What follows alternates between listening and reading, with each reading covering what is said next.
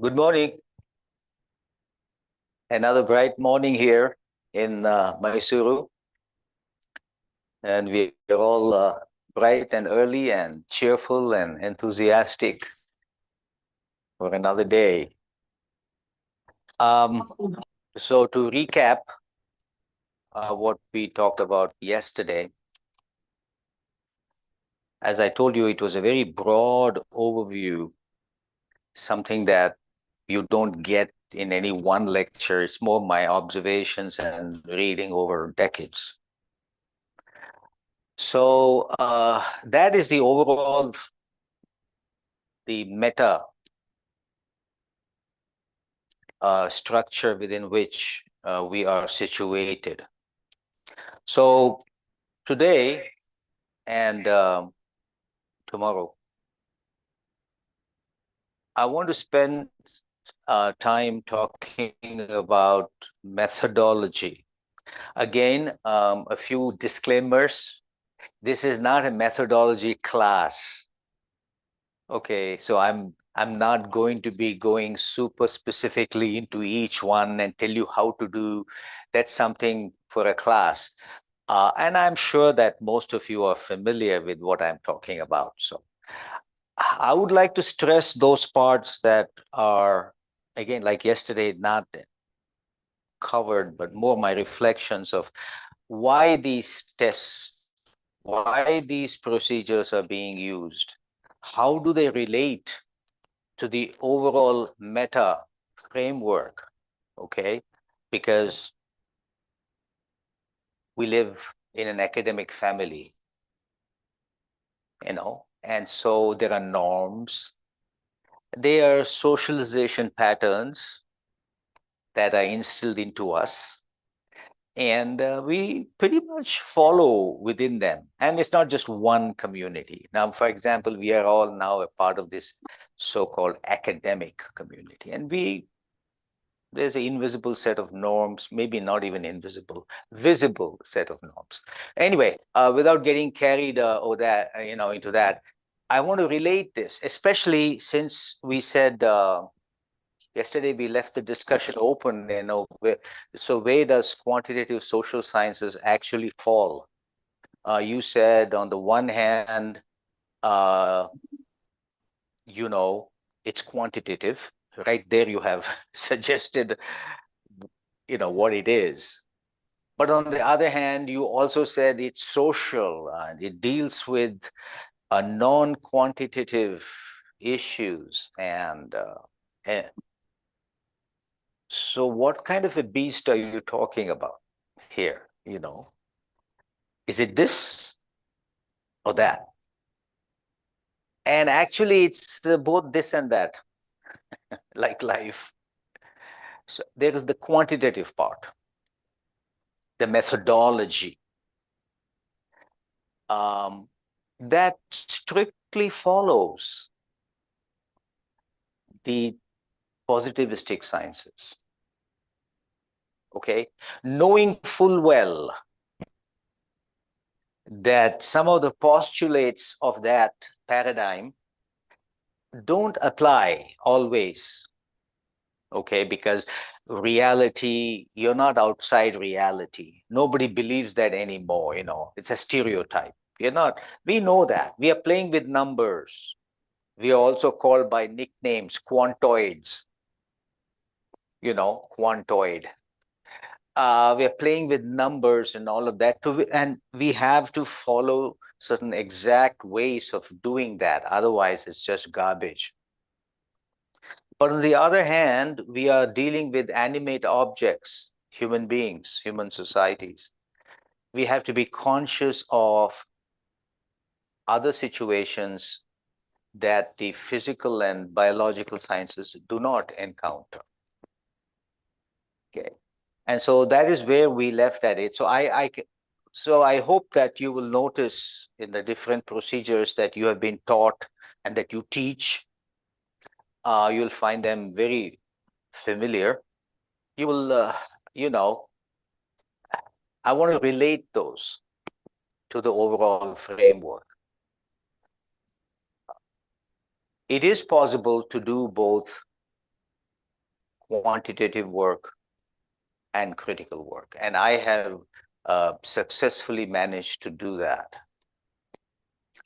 My short-term research, that is by doctoral students over the last 30, 35 years, all of their topics, except one, are quantitative.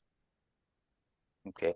You can go to my university site and see, I put up a biodata many years ago, and you can, you can see the topics in my biodata, doctoral students topic, and just see, they're all very quantitative.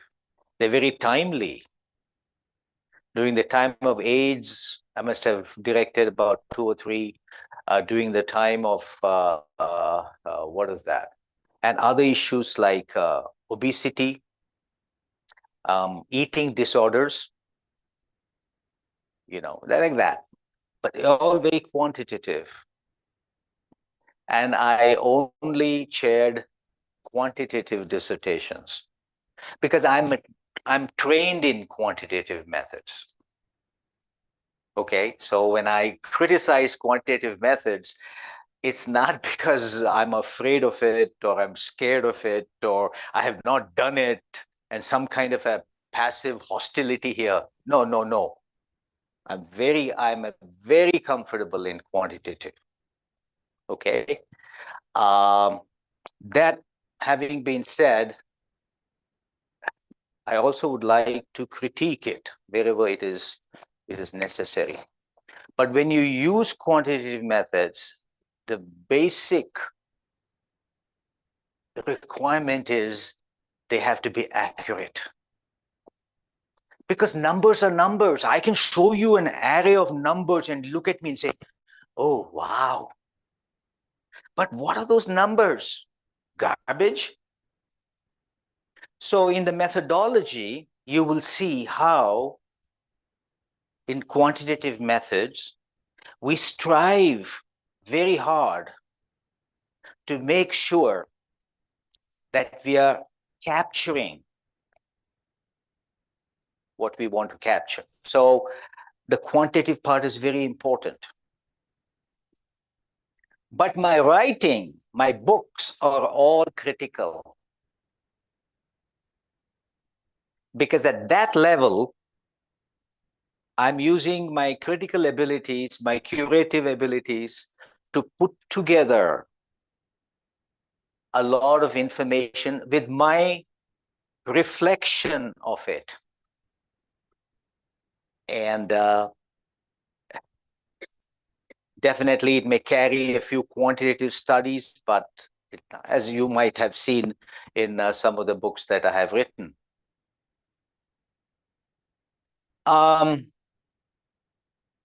So that is that part. And so we will look at different ways in which we strive very hard to make sure that our data that we are going to collect are reliable. They are valid. Now, by the way, these two terms are not English terms, they are research terms. So they have a meaning. When you say reliable in methodology, it has a definition and it has ways of measuring.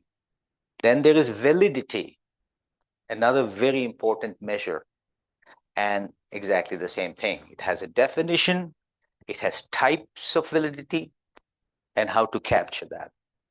We run all these tests, and if, at least in the United States, the candidate is required to submit to the committee 3 chapters. Chapter 1 is introduction. What am I going to do and why? Briefly. Why? Why are you wasting my time? Okay, you have to spend. I'm not wasting your time. I'm doing this. And you got to pump yourself up. But be prepared to defend it though. Don't pump yourself too much. Then there's a chapter, and in chapter 1, you will also have a brief description of the study, what your chapter 1 is, one paragraph, what will be your chapter 2, and what will be your chapter 3. Introduction. Then chapter 2 will be review of literature. I don't know how it is now. I'm an old school guy. But during our time, and at least when I was advising 5 years ago, the review of literature for a doctoral dissertation is a big deal. It's not something you'll do over a few Sundays. During my time, some of my colleagues took 1 year to come up with a comprehensive review of related literature. But 1 semester was expected. So my advisor made me look 1 full semester. Okay.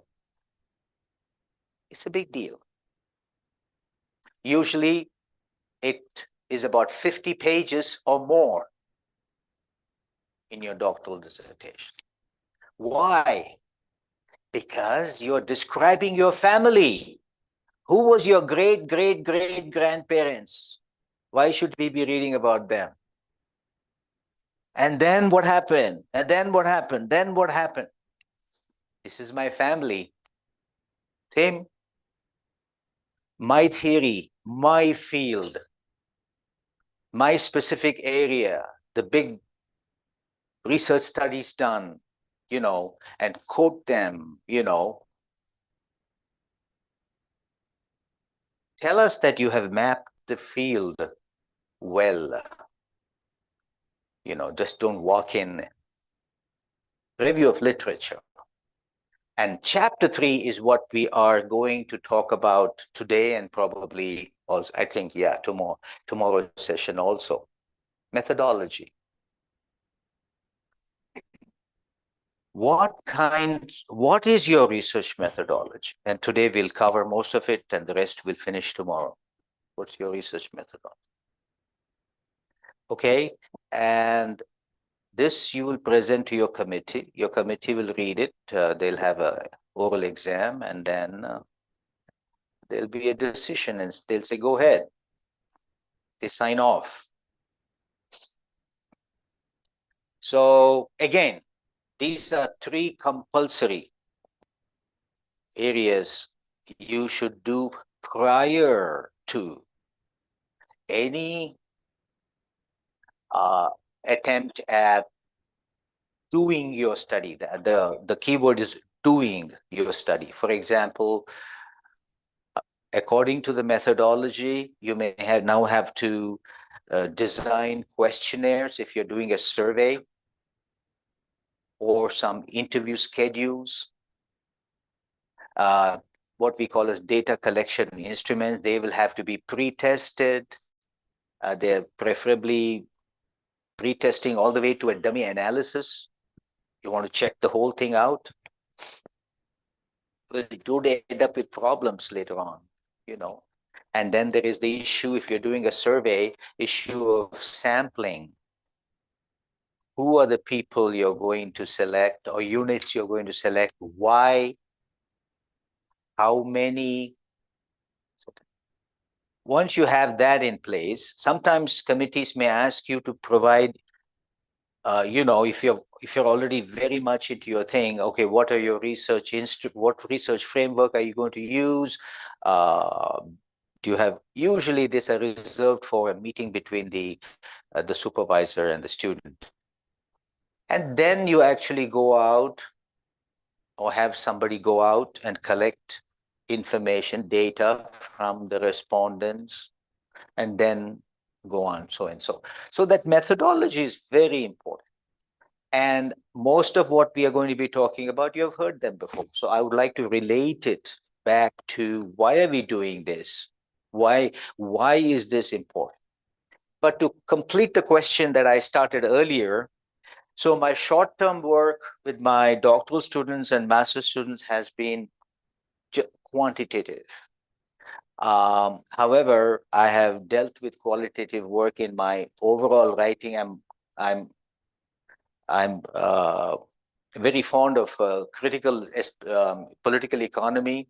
That's on which I grew up, and and then of course more and more critical ideas came in the 1990s. I'm so lucky to have been born during a time when I have personally, in my own eyes, witnessed, felt the changes. So for example, the 1990s was for me a watershed moment in my own growth and in my own development.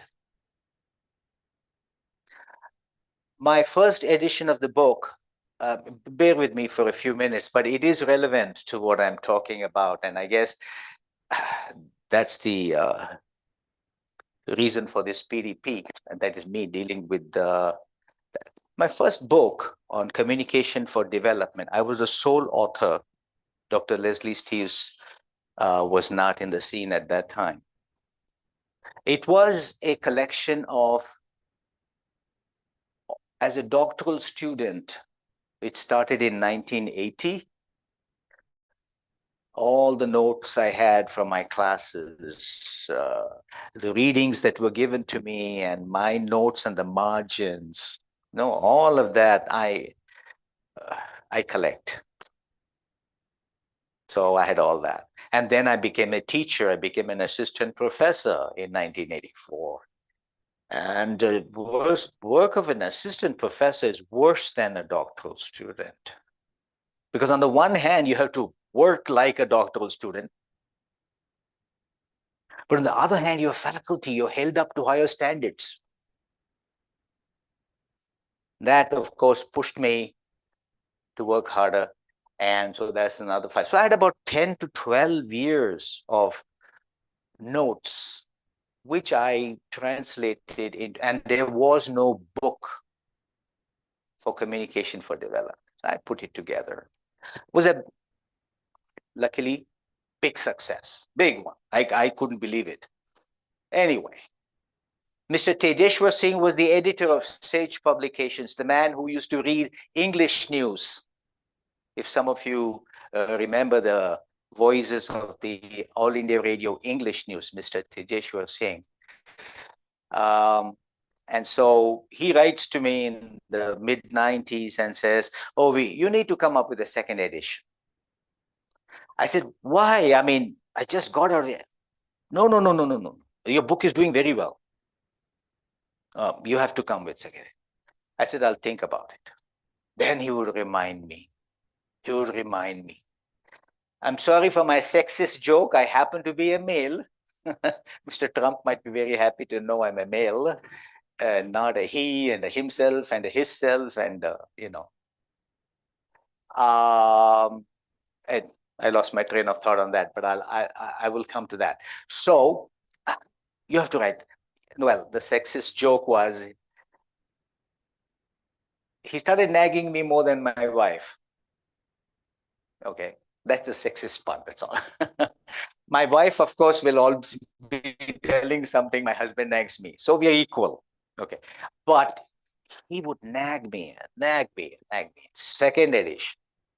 In some weak moment, I agreed. Agreed. He said, one day he called me and started yelling at me. "What is your problem? Huh? You've written a good book. It's doing very well. Slap it together, add here, there, some mirchi masala, and second edition." A weak moment, I said, yes. And this is the point I want to make. I'm sorry for the digression. I also thought, what is there? I already have written everything. No, just catch some new trends. I looked at the trends and I just threw my arms up. So much had happened that I had to include. Number one, there was a structural deficiency in the first edition, very little about women in development. I had to catch up on that. Better still, I got a co-author who's an expert in women and in development, Leslie Steves. So that was solved. But then I started seeing other things. Postmodernism. I thought postmodernism was walking on the aisle in Paris, you know. That's postmodern. I'm sorry, I'm joking. Postmodernism literature was the whole ideology of postmodernism, you know. Look at everything, look at dominant structures, criticize them, and, you know, and then empowerment. Suddenly that word empowerment was showing there. And there was this. There was so much. And then last but certainly not the least, the new communication technologies that were cropping up in the early 90s. The World Wide Web came in 1994, for some of you who are young and may not know. Windows 95, clickable Android, what we call Android today, clickable, but Windows was Windows 95. And it came in 1995.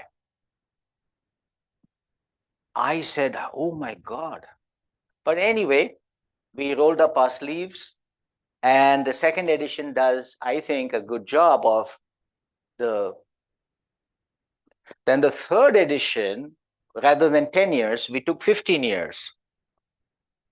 When we looked at the literature, and again, the world had changed, completely changed.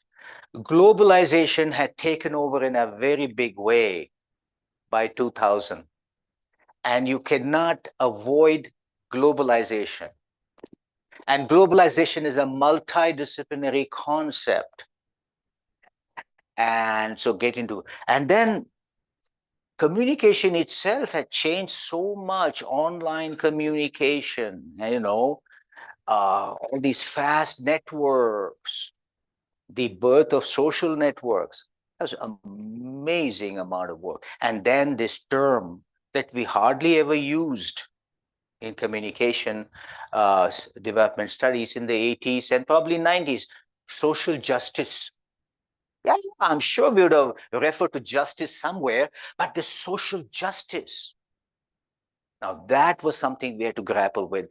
And so, see, this is what happens when you digress for a long time. So much had changed. So social sciences, you know, when I deal in a higher level, I tend to map it out, and therefore it is not quantitative, but much more critical.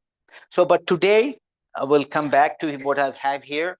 I'm just going to hit on some parts of that methodology, and also try to link it with why are we doing and so on. So let's start right now with elements of research design. Let's start from the very beginning. Obviously, to do any study, you need a topic, right? Doesn't need to be, it can't be more redundant than that. Selection of the topic is extremely hard. Unless, of course, you are one of those lucky types, who has a passion for research and passion for things going on around you, particularly in your area and subject. You already have one topic pretty well mapped out. And among my 20 doctoral that I personally mentored, 20 as a chair, 20 doctoral students, I would say 4 or 5 just came ready, you know. So all you had to do was, okay. Many came with hardly any clue of what is all this about, you know. So you've got the whole gamut of, you know, students. So topic.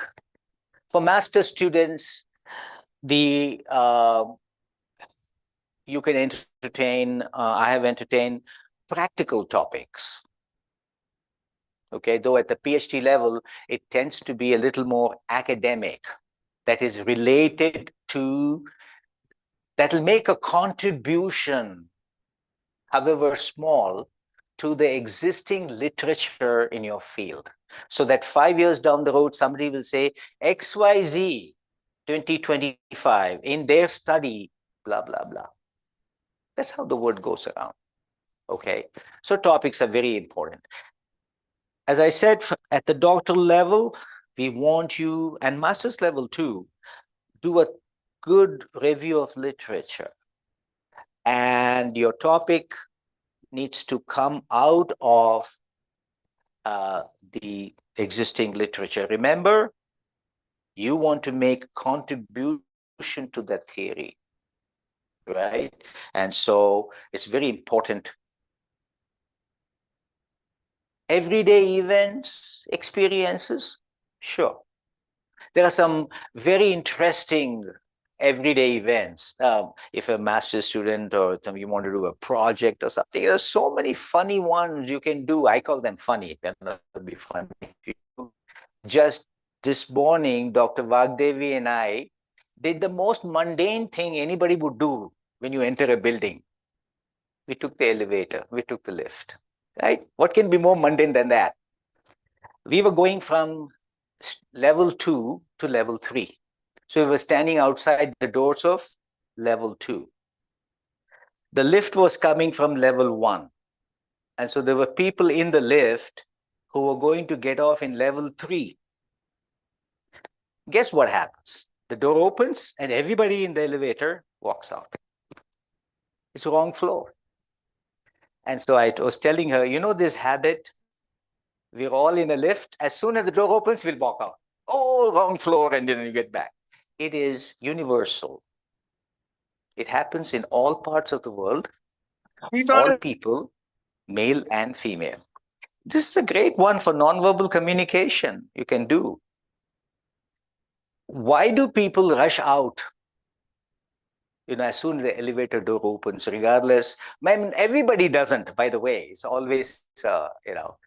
Now that is, there are many other no-nos. When you're in the lift, speak softly. Psst, psst, psst, psst, psst, psst, psst. Who told you? God came and told you, speak softly? Why can't you say, hey, how are you, man? Long time, no see. No, you don't talk like that. And then many people, we look at our toes. Like, so did I lose a toe while coming to work? You know, checking, double checking. 1, 2, 3, 4, 5, 1, 2, 3, 4, 5, 1. You don't want to lift your head.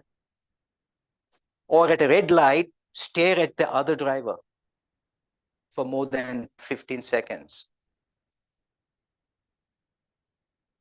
Why? Practical topics. But let's come back to academic topics. But 2 rules from yesterday must be empirical. You must be allowed, you must have the option of collecting data, collecting information about it from the outside, you know. And social, of course. It will be social because all our topics are within societies, social. But anyway, those are the 2 rules. I will come back to that empirical a little more as we go along. Few ways, and this is just my thought. You know, this can change tomorrow. I can be saying something else. When I said from theoretical literature, you're in psychology. Okay, there are specific parts of that, you know, aggression, dealing with aggression, dealing with positive values like altruism, conformity, you know, these are all scales. And lots of studies have been done relating communication and media to psychological scales, aggression. I'll be using aggression a lot as an example today, aggression. Okay, so what is aggression? How do you capture aggression so that it means something useful, you know? Because aggression is an example of a complex construct. And I'll probably add some ideas. It's a complex construct. You have to unpack it and specify what you mean by that in your study. And then you have to come up with a scale that is being approved and valid to measure that. Source credibility, among news anchors, source credibility is an important thing. They must have high source credibility to get high ratings. What is that? What is source credibility? What makes somebody credible in the eyes and ears of the audience? So these are all psychological scales, are used a lot, and here are some examples. It all depends on what you want to do. For example, this eye staring one, I don't know whether any of you will do it when you stare in a, because people, you can get into a fist fight all over the world. This is not something Indian. Then you can do the study in terms of males versus females. And of course, you'll always find that males are more than, on an average, female. But you can also do it with related to aggressiveness. We all carry a psychological profile, okay? Some of us are aggressive physically. It's very easy for us to get into a fight. Some of us are aggressive verbally. Some of us are the opposite of that. We run away from those kinds of situations. But this has to be measured. This has to be met. So then you can say highly aggressive, physically aggressive people tend to have negative, and again, you have to define what is negative behaviors in that situation. Okay. And so to capture that aggressiveness, you may have to go to relevant psychology literature and scales that have been developed and pick out one of them. Or you can make your own scale. You can also make your own scale. But it's better that you use a well-approved scale made by somebody else. Next. Economics, inflation is a topic. Cost of living is a topic in that field. In social work, problem of homeless people. And in journalism and communication, we have effects of social media. And this is a good time. Every time a new medium comes and becomes very important, that we go back to the good old Boileau model of SMCRE. Source, message, channel, receiver, effect. And then, so when radio came, they started looking at it. Why is radio so popular? When television came, they did the same thing. Each new medium, brings its own baggage. Now, social media, if you wanted to see, you can look at the S of it, the sources, and a study. You can make a study on who are the sources. For example, we have something called influencers, which is fairly new. It's not even as old as my granddaughter. Okay. Influencers. I mean, 10 years ago, if you had asked me influencers, what do you like most? I would have said vodka. That's the only one that will influence. No.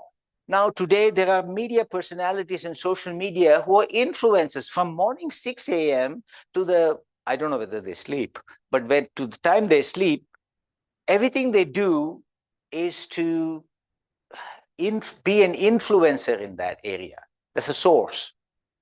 And let's not make fun of it. Kim Kardashian is an influencer. I mean, and it needs a certain level of ability and technique. These people carry millions and millions of fans. The message, the content, and today we have a lot of research being done on the harmful and the beneficial content of social media, and then the receivers and so on. So these are some areas where you can start generating topics. Okay? Don't worry if the topic takes a little while. Just don't worry. Give it the time. Don't rush. And but if you already have a topic, start doing work on it, more and more work on it, and come up with the next phase. So let's just assume that the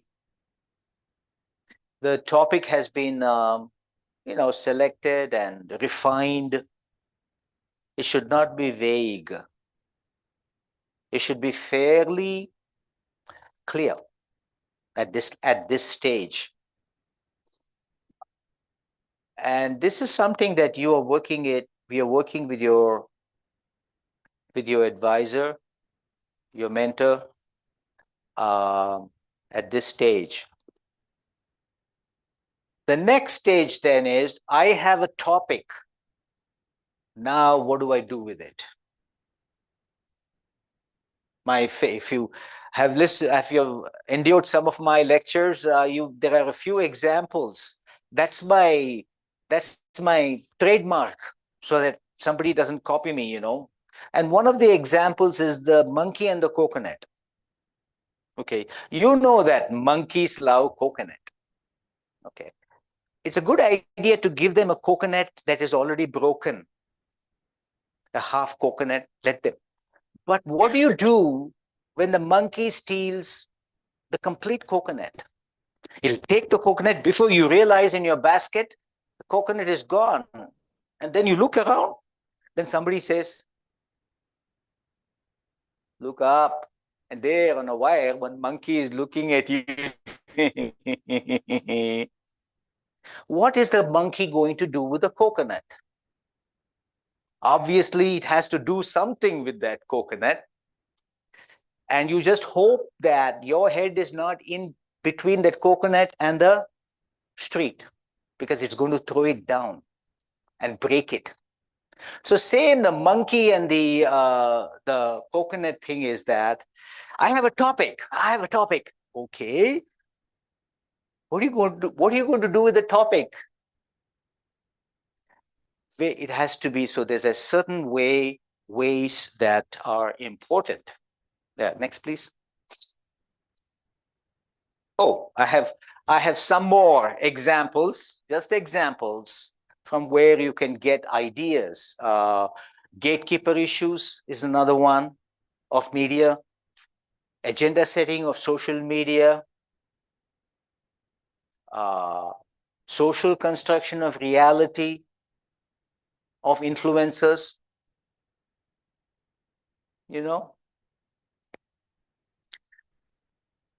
Personal interests, values, development, communication has always been my passion, and my academic work, to 80% of it has been here, and you might have your own. Next. Socially premium areas. These are historical. At any period in history, some areas will come up. The advantage of selecting highly social premium areas is that it's easier for your paper to be accepted in conferences because your topic is relevant. Okay? And therefore, it'll be included. Whereas on the other hand, your topic is of a very academic nature, it may not evoke that much interest. So socially premium areas get funded. They have, better visibility. New media, social media right now is a premium area. COVID was recently. Eating disorders in the Western society, at least, among university students, women, white girls. It's a problem that affects them for some reason more than other young women who have all kinds of problems, bulimia, anorexia. One of my students worked in that, health comm. So like that, you can go on and on and on and on. Everything depends on how much time it is going to take to do a good job, how much it is going to cost, and whether you can handle that. Are you trained to do this research? You know, is this something that you want to do and you have the skill to do it? Now, obviously these seem very obvious, but something to keep in mind. Next, please. Again, the units of study, I'm using human beings all the time, but it can be a group of people. It can be an organization or a higher grouping, but you have to be aware of what your unit is. Are you dealing with individuals and trying to see the difference, or are you looking at groups? Many times you can collapse individuals into groups as long as you have collected the data in your thing, no? You can, put them all together. You can put all the females together. You can put all the males together. If, you have recorded M and F everywhere, you can just tell the program, So groups can be created, but are there some special groups that you want to compare? Are there other higher units, departments with departments, or some other grouping? You need to do that. City with city. Okay, next one. Now we go from topic to how that topic has to be presented. There are specifically two ways, as I'm sure you have encountered, research questions and or hypotheses, SES, hypotheses, more than one. Now, often people are confused of what is this thing, research question, hypothesis, are they the same? No, they're different. How are they different? And when should I be using research questions, and when, or rather, everybody uses research questions. When should I be formulating hypotheses? That's an interesting area that we can discuss as I go forward. It has to be, regardless, it has to be defined and stated, or stated and defined in a very formal way. Okay? Everything is deliberate because we don't want ambiguity at any point, including presenting information. So there is a protocol, and all of this has come from the natural and natural sciences. There's a strict protocol and way of doing things. So from topic, which is of a more general, deductively, we come up with research questions. It tells you what it is. It's a question of a research nature. And it could be a hypothesis. And I'll talk more about hypothesis in just a few minutes. Who do you want to study? Has to be stated very specifically. Don't leave it as guesswork. What variables you're going to be using? What are they? Stated carefully, defined. And again, I will talk about the difference between a concept and a variable, because we use concepts all the time. Aggression is a concept. Credibility is a concept. Okay? But we have to come up with a way of how we're going to capture that. And usually we convert them into variables, and which we will talk about in just a few minutes. They have to be stated carefully, precisely. And in a hypothesis, you have to state very clearly what relationship you are expecting between one variable, which we are going to call as the independent variable, and the dependent variable. In a hypothesis, you need to, and I'll be, picking up a few examples to make this point clear. Okay, next, please. Okay, here we go. Here are some, again, this is just something I came up, research, some examples of research questions. Are older people more afraid of crime than younger people? That's a question, right? Somebody, you're asking that question. You don't know what the answer is going to be. So it's a question. And depending on what you're taught in your area, it might be something important for your research. Another one. Does economic development lower the birth rate?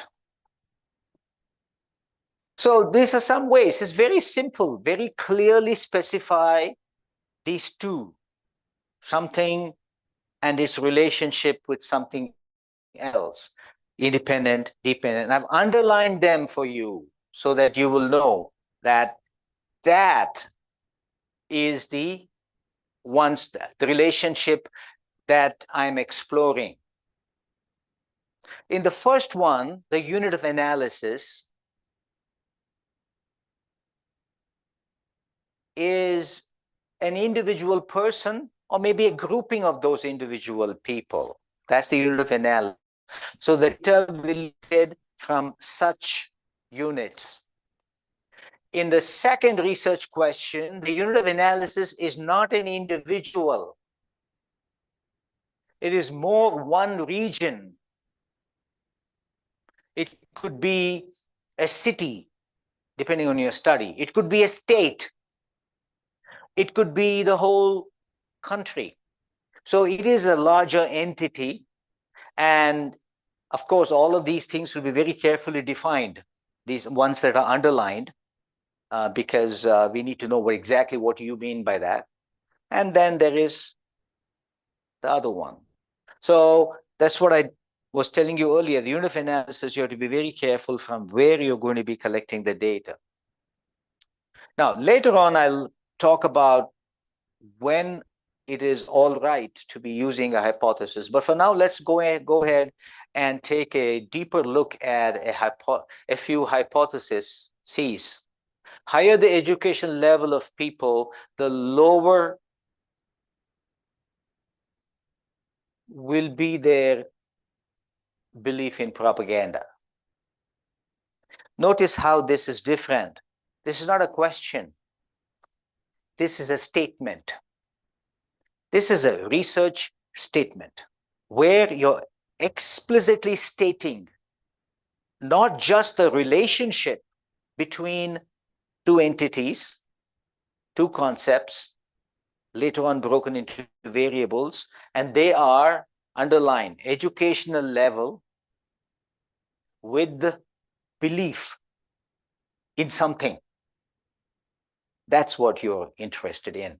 Okay, so, and you are saying that this is the relationship that I hope to show you in my study.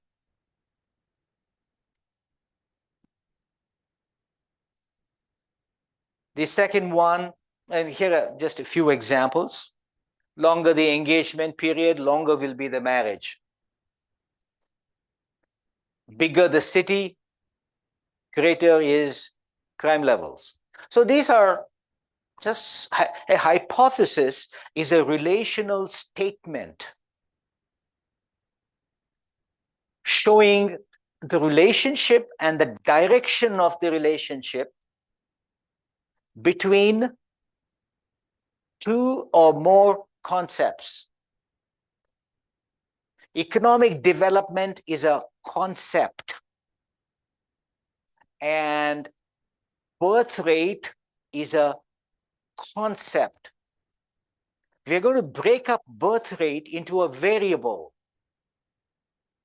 by counting some measure that is related to birth. It could be as simple as the number of births and minus the number of deaths or whatever, okay? But it has to be birth rate by itself is a concept. And it can be broken down into variables. Same with economic development. So, which I hope I can talk about as we go forward.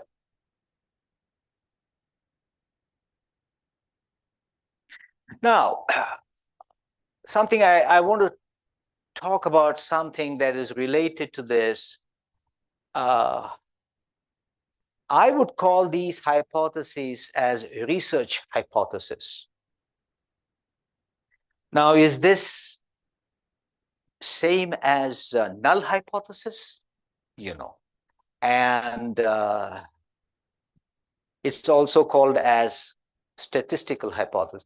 A null hypothesis is usually defined as a no change hypothesis, status quo hypothesis. For example,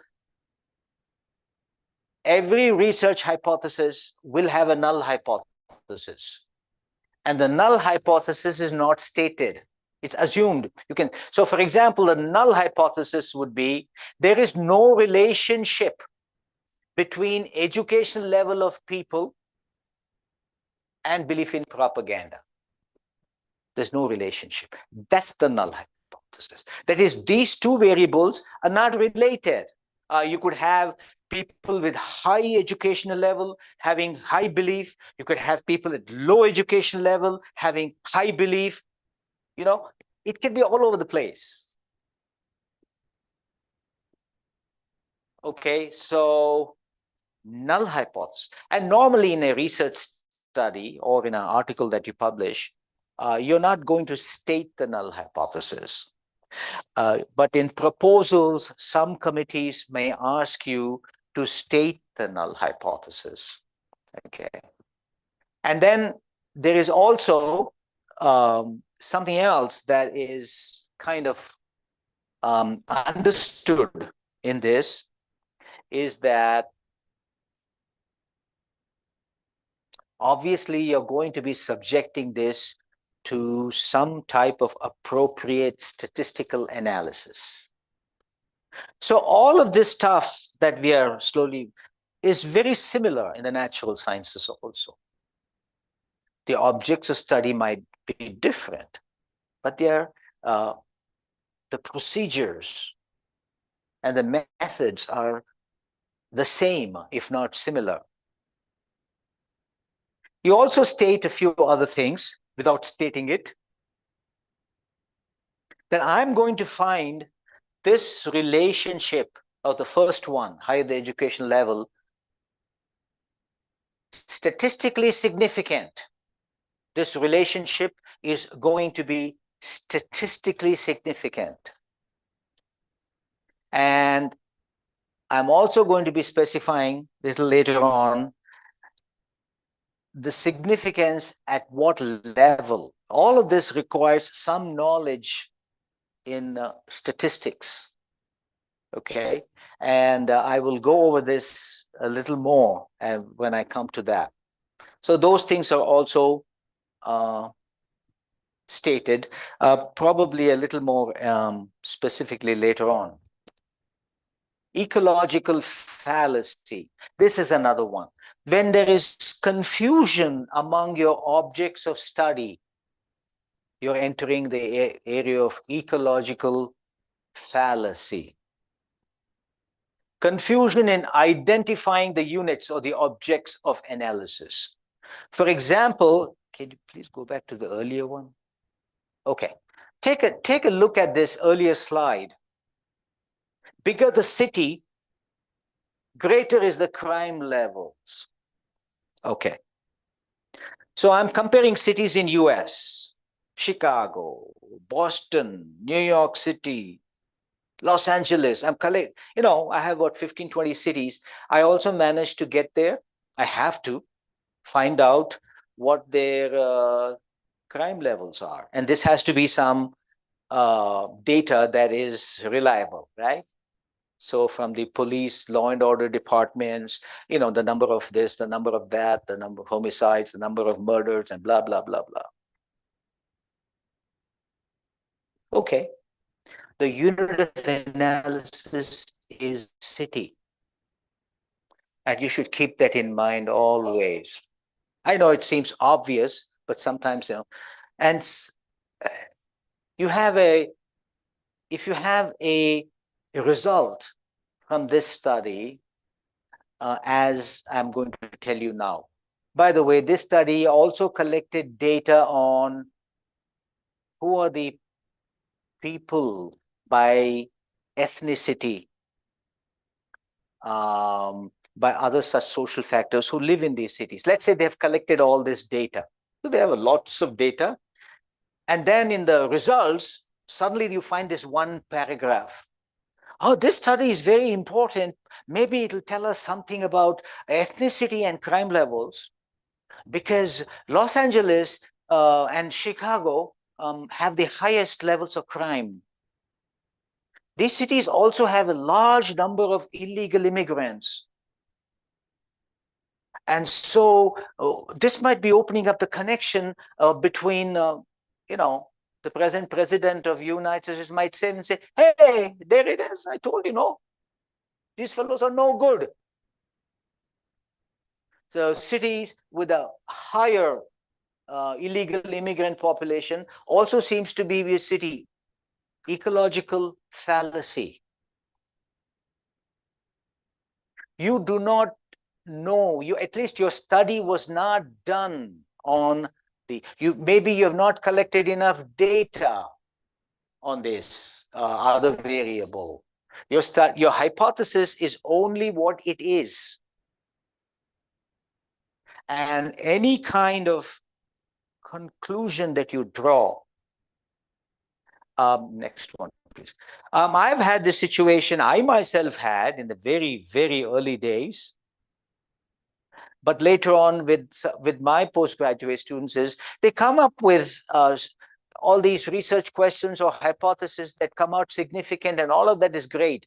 But one of the hardest pieces to write is the importance of my study, the contribution of my study.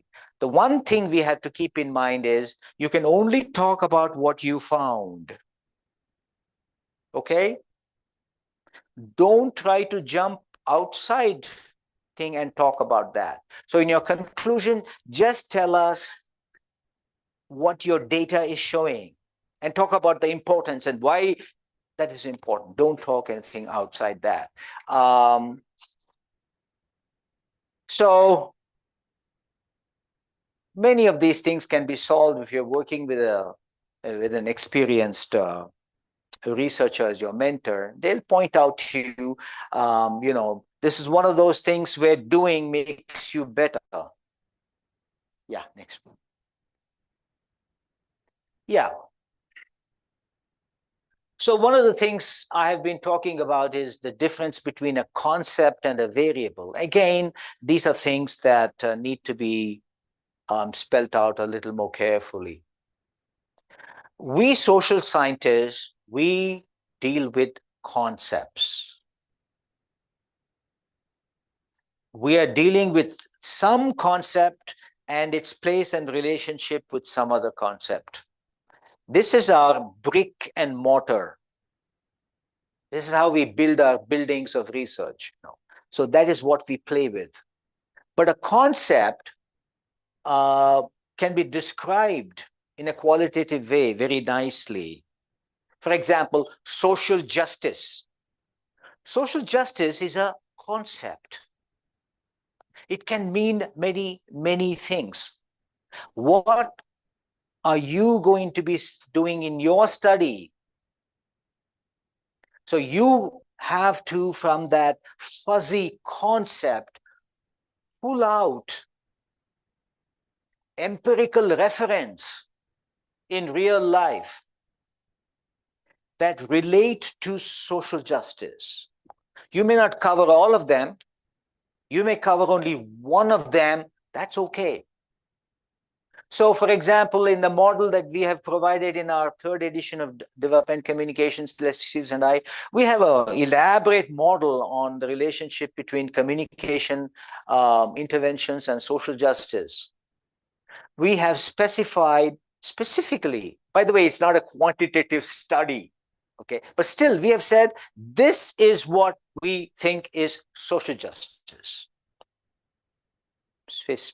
As specific. It's not a research study, but as specific as you can, so people are not confused, okay? So, but in a quantitative study, you have to reduce your concept to measurement variables. They're called variables. Something which is an empirical referent to something else that we can collect from outside. As simple as body weight. Body weight is a concept. What is body weight? People can give you 3, 4 different meanings, you know, but probably the one meaning that we can draw is how much you weigh. Okay, there we go. We're slowly now getting away. Okay, weight, but this is the empirical referent. What do you mean by how much you weigh? How many kilograms? Okay. Where?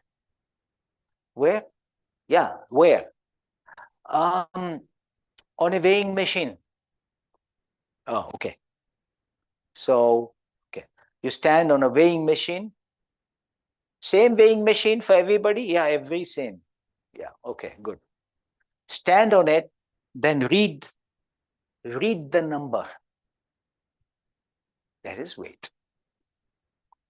So I have operationalized the concept of weight into an empirical referent, which is the numbers, the kilograms and whatever else that comes out. In my case, in US, it'll be pounds. How many pounds and fractions of a pound that show up. That will be entered. Okay, so that is one example. But unfortunately or unfortunately, in social science, we don't deal with things like this. You know, we deal with attitudes towards different ethnicities, aggressive videos, pornographic videos. No, we come up with all these big concepts, and you will have to describe and operationalize exactly what they are going to be, okay? So that we can come up with, so for example, if you talk of aggression, okay, so you're saying that physically aggressive people, in terms of their difference, have this relationship with something else? Yes. How will you capture aggression? It has to be reduced to something about which numerical data can be collected. The answer is use scales, psychological scales, sociological scales, where they're all rated numerically so that the person's score from 1 to 100 tells whether where that person is in terms of that, you know. So we use scales, and you can also create your own scales. Hopefully tomorrow we'll have some time to get into this in some detail. So these variables then take different values for each person. If you took weight in this room, I'm sure all of us will have a different number showing up, right? So the concept of weight reduced to variables takes on different values for each unit. You know, 70 pounds, 70.2 pounds, 70.5 pounds, you know, 65. You know, each person has a score. Same with other things also. Each person will get a score on a standard scale. Very simple, right? It's so, as an idea, it's simple, but we need to practice that. And as I told you, variables, there are many variables. Variable is anything that varies. That's all. That's a variable. Some variables are called as independent variables. And some others are called as dependent variables. Very important. In a hypothesis, you have to identify your independent variable, the one that is supposed to be, in your statement, the influencer of the other one, the dependent, the consequent variable, the dependent variable. Okay, so we have to state this, and we have to make very clear in our statements the relationship and the direction of the relationship. Which way is it going? Yeah, next. There are more variables. Do we have control variables? Oh, yeah. The funny thing about control variables is they're not part of your study, but they're there. They're there. They're lurking around. You have to stop them. It's like your mosquito net. You have to stop those darn mosquitoes from coming in and biting you, right? So you have, in your study, you need to have a way in which every other variable,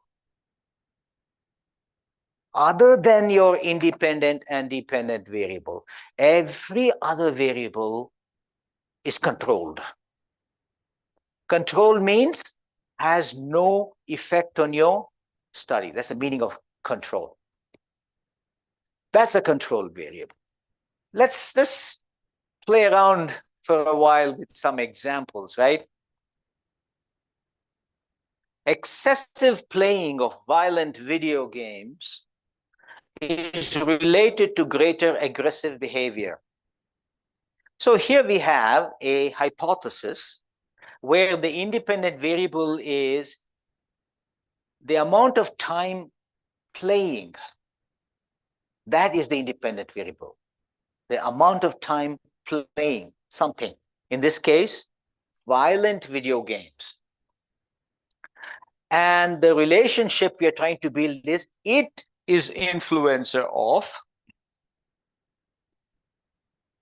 greater, the variable is aggressive behavior. That's the one. We're saying it'll be great. Remember, in a quantitative study, we're dealing only with quantitative variables. So excessive playing will have to be broken down into a variable, like we did in the case of weight, into a numerical referent, which we can collect, that gives us an idea, a very clear idea of that variable. And in this particular case, it's very easy, okay? It's clock hours. Number of clock hours. Number of hours, average number of hours per week. It can also be per day. It's up to you. And this is something we can ask in our questionnaires or observe, and it's a standard scale. Clock hours is a standard scale, and we take average. We don't take any one day. We take over a period of time, 1 week average. Greater aggressive behavior. Again, this is a scale. There are verbal scales measuring aggression. There are non-verbal techniques. Psychologists are famous for these kinds of stuff. They make up stuff like that. In one study, they wanted to measure violence, interpersonal violence, and rather than shooting bullets at each other, which is not allowed, right? In no study are you going to say, hey, pick up the gun and shoot that guy. No, you don't say such things. But here they were shooting what? Sound guns. Oh, they can be just as bad. Have you ever been in front of a truck in India with that man honking away like you're a buffalo? You know, it can hurt you. I go completely bananas when they use those.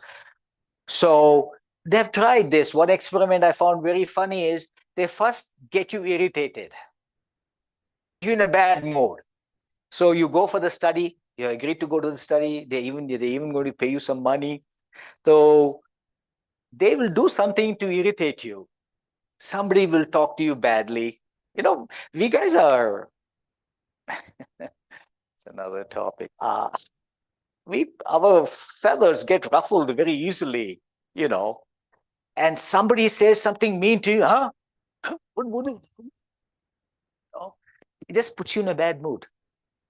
And then they're taken away for some kind of an engagement. Okay. And they measure your mood, you know. So they find that when people are in a bad mood and they also don't like you, they also create things like, you know, about that don't like you. Will they be more aggressive towards you? And so then we are going to play a game. Here is a gun, sound gun. You don't like it, just shoot. Don't worry, nobody's dying, you know, just sound. They found that aggression level is related to the amount of and you can change the sound level of your gun. Frequency and decibel level of the thing. So that is an operationalization, but not verbal, right? Verbal operationalization is we have scales. To give you an idea, and tomorrow I'll hope I can do a little more, a scale would be a bunch of statements. And each statement will have your response. It could be many, but one of them is strongly agree, neutral, disagree, strongly disagree. And it will be some statement related to that. You have a scale on. Recently, one of my students, she did a study on body dissatisfaction. And she was looking at some scale related to bulimia, you know. And so she had statements like this to see where you are, you know. I hate eating heavy meals. Strongly agree, neutral, disagree, strongly disagree. Then the next question will be something else related to that, you know. Sometimes you change the direction of the sentence because you don't want people to fall into a response set. You know, some questions you'll have to answer on your left side or agree side or disagree side, whatever. And then you will, across all those 10 statements, you will get a score where there's a minimum and a maximum. That is your aggression scale.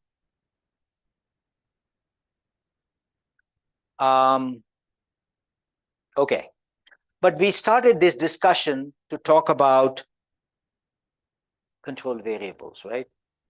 So in that particular hypothesis, let's try to figure out all the variables that we think from our literature review and from our experience have an impact on your study, on your hypothesis. What we think, remember, there are a lot of things we don't even know. That's another story. Age. Okay, if this relationship is, you're talking about, what age are you talking about? Okay.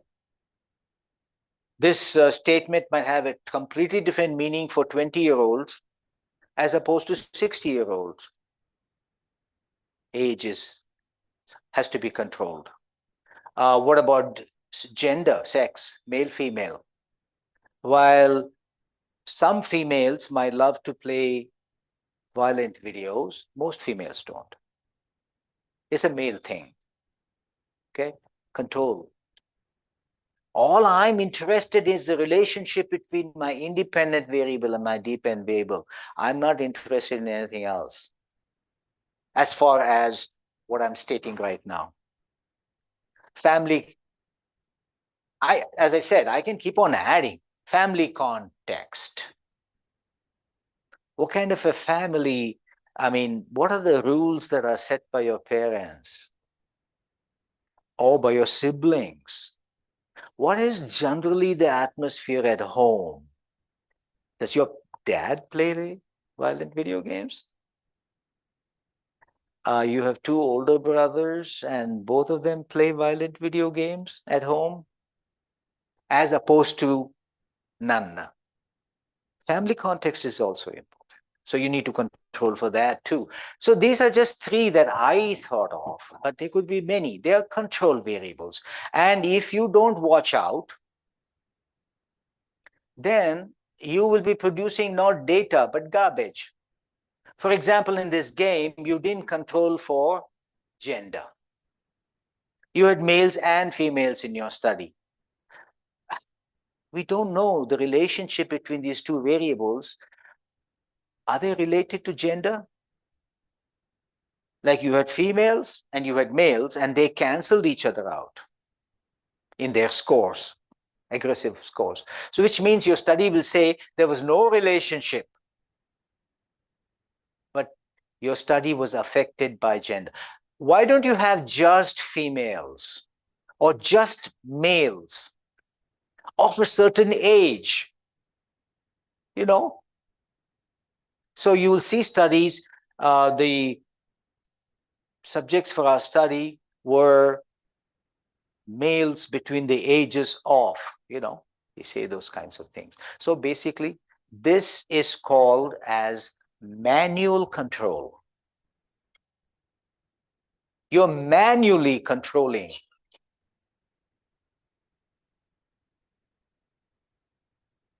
But the problem is you don't know all the variables that may somehow have some impact on your independent dependent. Don't worry, statistics to your rescue. You can set your program in SPSS as one example, where it will control for every variable and run the test only between the scores that you collected for your independent variable and the scores you collect for dependent. It'll do that. So control can be quite easily done these days. Yeah, next one. Yeah, these are some ideas. So just a few more obvious. The relationship that you're building has to be empirically verifiable, okay? Which is kind of taken for granted. And you have to be very careful about the direction in which the influence is flowing. And always be, in academic research, be a team player. This, in quantitative research, is not a time for you to show your individuality. That's not. You're a team player. You are a worker in a research effort within a theory, and you're helping, you're the army of workers building knowledge, theory about something, and you're here. I always, one of the examples I love to use between doing research and building a building, a house, or any structure. Notice what's different, what similarity is exactly the same. For example, now the foundation has to be laid, and then afterwards, let's just go to the old thing. Bricks have to be laid, and there are more than one bricklayers, right? All bricklayers have to lay every brick in the same way. Okay, one bricklayer cannot say, "Hey, I don't want to always keep it like this. Yeah, how about like this?" My individuality, No, because you're all in this game to build this building. And so that's why literature review is so important. And you're there, and your theory has already told you about many, many studies that have been done on other aspects of this. You generally know, okay? Yeah, next one. Yeah, no, just hold that. Let's go back to the earlier one. No, next, early, no, no, go back, one more. Yeah, so you generally know the direction in which you're specifying some new ways, some new variables, which flow from theory. That way, if your studies comes up with some good data, you're actually going to, every study is a contribution. Just because you did not find some fantastic effect doesn't mean confirmation of existing research is a significant effort, because you're all building an edifice here. And before in another 2 minutes, we're going to be taking a short break. So I just wanted to sum up here. Um,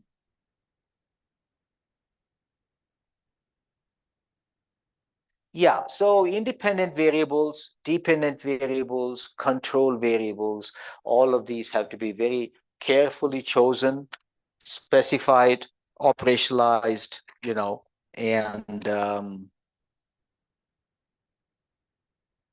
yeah. So those are some things that are important. And then we want to now, after the break, move on to how these relationships uh, will actually be measured in terms of whether they are statistically significant, at what level, and what do they mean. These are very simple, but still there is sometimes a bit of confusion, or at least the proper meaning of some of these things. So with that, we are going to take a short break for about 10 minutes, and we'll get back.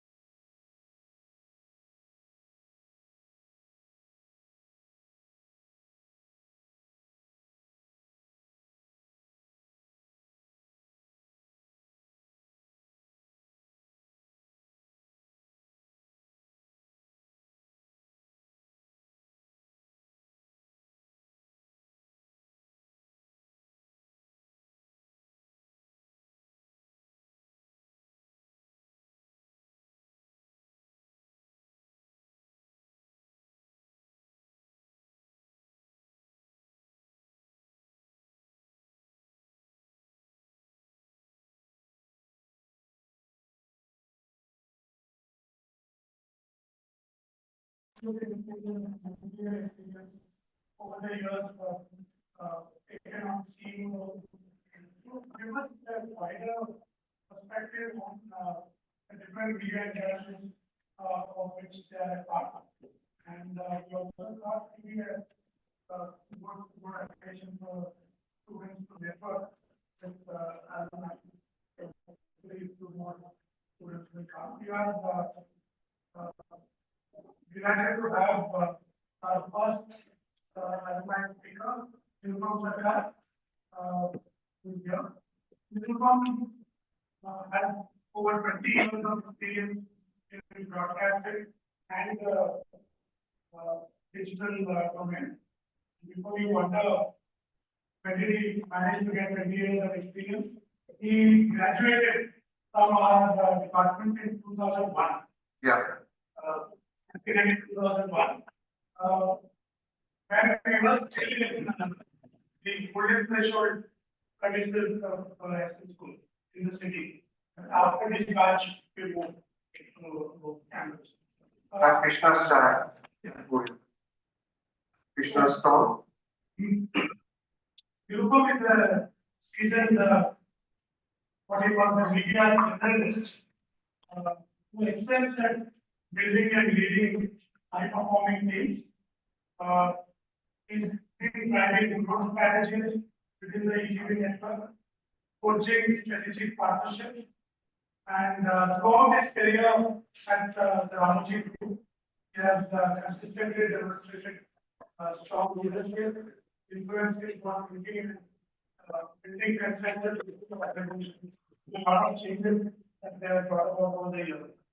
So his expertise spans business strategy, corporate governance, return, analytics, and digital operations. Yurupam is currently the head of digital strategies at FDP, which is an end-to-end digital news platform in 12 different Indian languages. Yurupam may have opportunity to tell you a little bit more about it. Yurupam focuses on, and Yurupam frankly I don't understand all these languages, focuses on organic user acquisition. So I don't know which I think she would understand that, yeah, I mean, what exactly it means. Something to do with search engines. Yes, yes. User circulation, analytics, and insights. So it's an occasion for all of us to learn what we don't know. And we are sitting here in the school and trying to teach you various things, but actually getting people who are industry leaders in the respective field gives us a perspective of what actually is happening in the industry, what are the current realities, and hopefully you will also have time to attend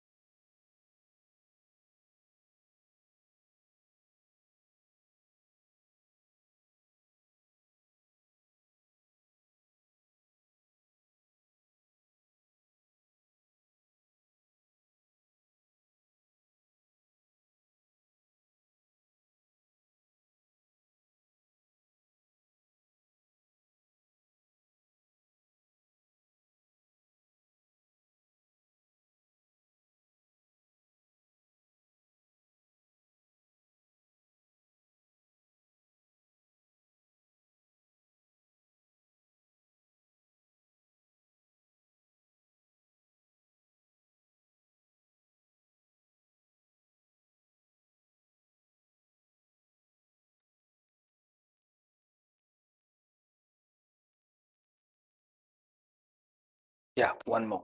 Go back. No, to back one more. One more. One more. Go, keep going.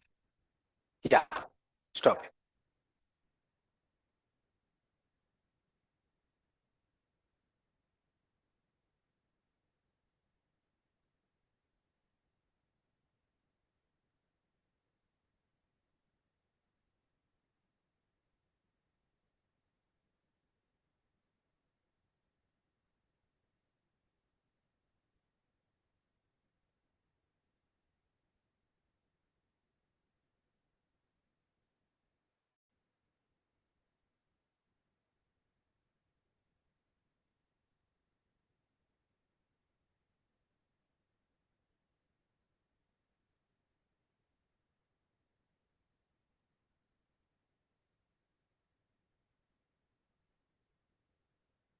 Okay, let us get started again. I put this slide back on because there are a few other points I wanted to make.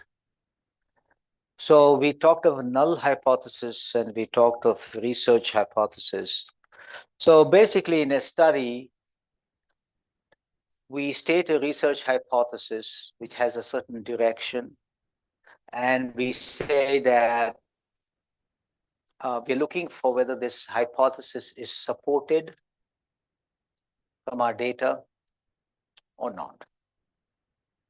And we are now going to talk about what are these specifications we set, whether that relationship is good enough to be supported.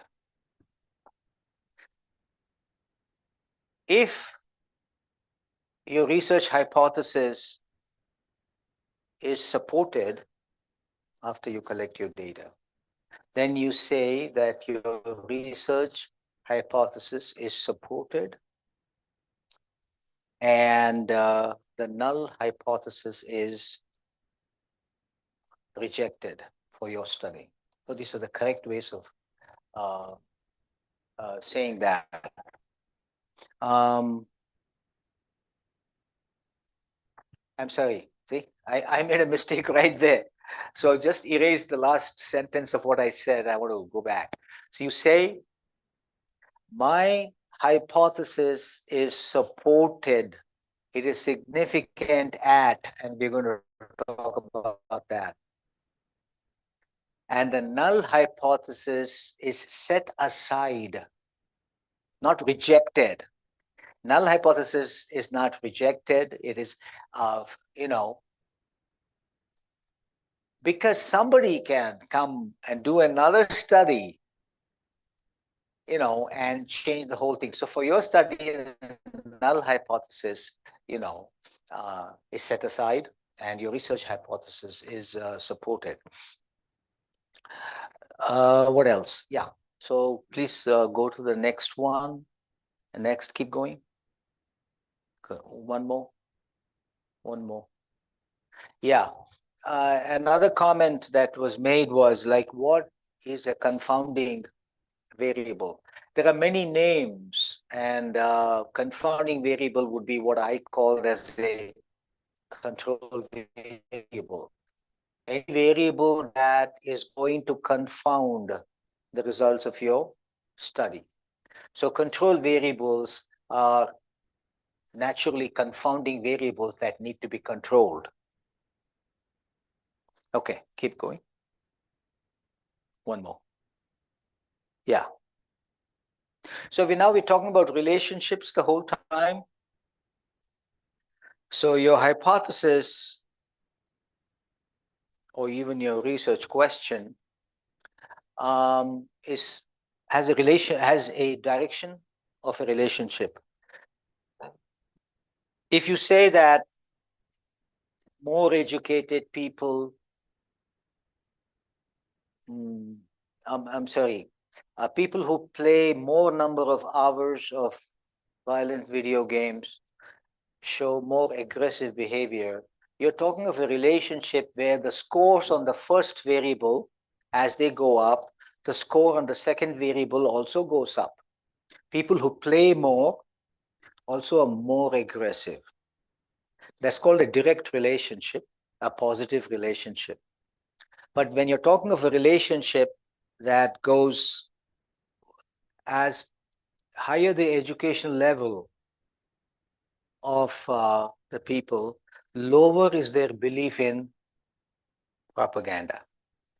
So now what happens is, as the people's age level goes up, their belief in propaganda goes down. That is called a indirect relationship, also called as a inverse relationship, also called as a negative relationship. The term negative relationship is meant only in terms of the direction of the number, not the dictionary negative definition of negative. Direct relationship is also called positive, and we'll talk about that in just a minute. And the number in statistics will be positive for a direct relationship, will be negative for a inverse relationship. We are not only interested in the direction of the relationship, as you know, we are also interested in the strength of that relationship. How strong is it? Is it a weak relationship? Is it a high relationship? Is it a very high relationship? Higher the strength of the relationship, the greater is the connection between those two variables. Now, there are a few things that we have to follow, and a little later on, I will talk about classes of variables. And depending on which class your variables fall into, I'm talking about nominal, ordinal, interval, and ratio.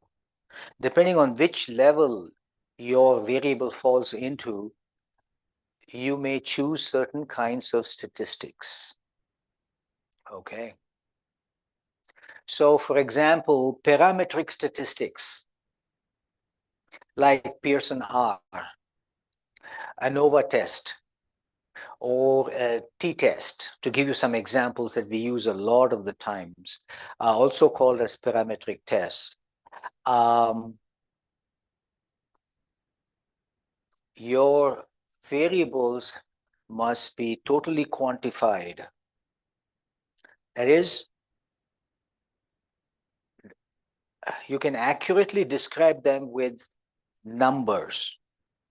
So ratio level, we'll come to that. Variables are best for parametric statistics. Okay, or another, and nominal variables, you cannot use parametric statistics. If you're trying to compare the difference between, let's say, 3 groups based on religion, their belief in, let's say you have 3 religious groups as your independent variable. Dependent variable, they believe in God, whatever their God might be. And then you build a relationship that religion A, the people have this kind of relationship, B, and then is that statistically significant? Now, because you're dealing with a non-quantitative variable, the religious levels, they are not quantifiable. They're nominal variables. Either you belong to that religion or not. So Pearson R or those things cannot be used. But on the other hand, if you're using ratio level scales, like time, amount of time people play video games, time is a very popular one. Space, in terms of in days when we used to do a lot of newspaper research, you measure column inches. That's that can be quantified. Your age can be quantified. Your weight can be quantified. Your scores on a psychological scale, aggression will come in numbers. Okay, so here those numbers mean something. The number is that they are the ones that for which this parametric statistics can be used. So yeah, next one, please. Here is just an ideal example. I'm sure you have seen of a perfect positive relationship on the left and a perfect negative relationship on the on your right. Yeah, you know that. This is a Pearson R mapped graphed.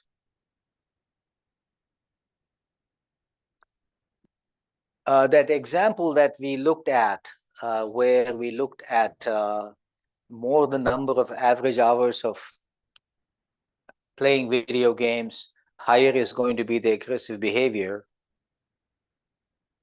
We can put scores on the aggression scale here from 0 through high, whatever that number is. And here on the y-axis, we can put, what is that? Number of hours or minutes, it doesn't matter, from 0 through. And then for each person, you have two measurements, amount of time played and level on the aggression scale. Two. You plot that person. One dot is one person. This person here is somewhere here in terms of aggression, has low aggression. This person has kind of low middle in terms of the time played. Like that, if you have 350 people in your sample, you'll have 350 dots. Then take your pen and just draw an imaginary thing around it so that there are some outliers. Ignore them.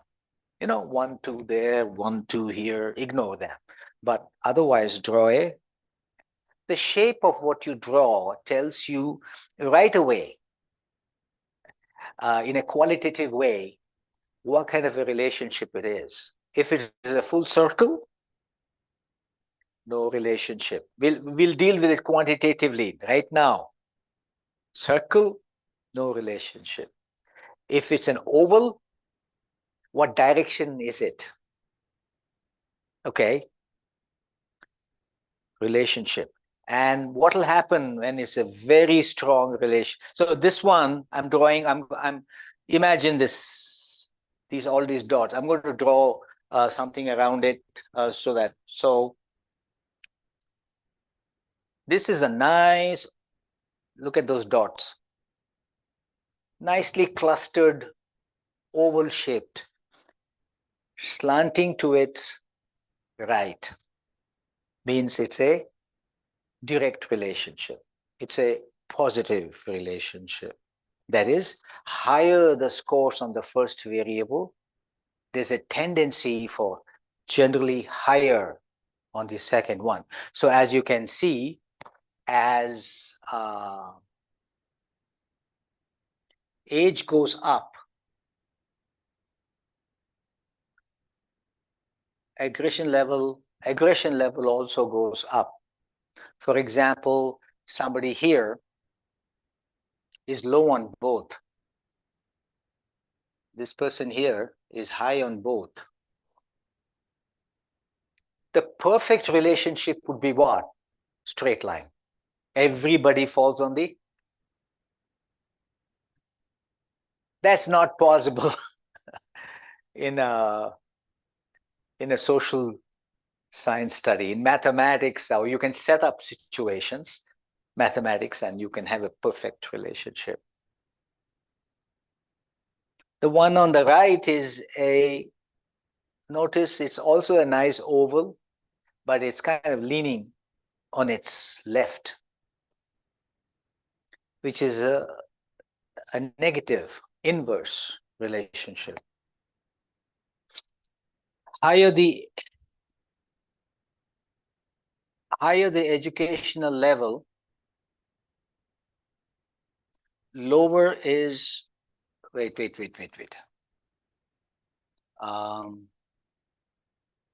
What, yeah, same thing. Higher the education level, lower the belief in propaganda. Notice here that people who are, I take this one here, high on this variable, but low on this variable. Belief in propaganda is low. Take these people, high belief in propaganda, but they're all low here in the edge. So it'll tend to be like that. Now, why are we calling it, yeah, next one, please. Why are we calling it positive and negative?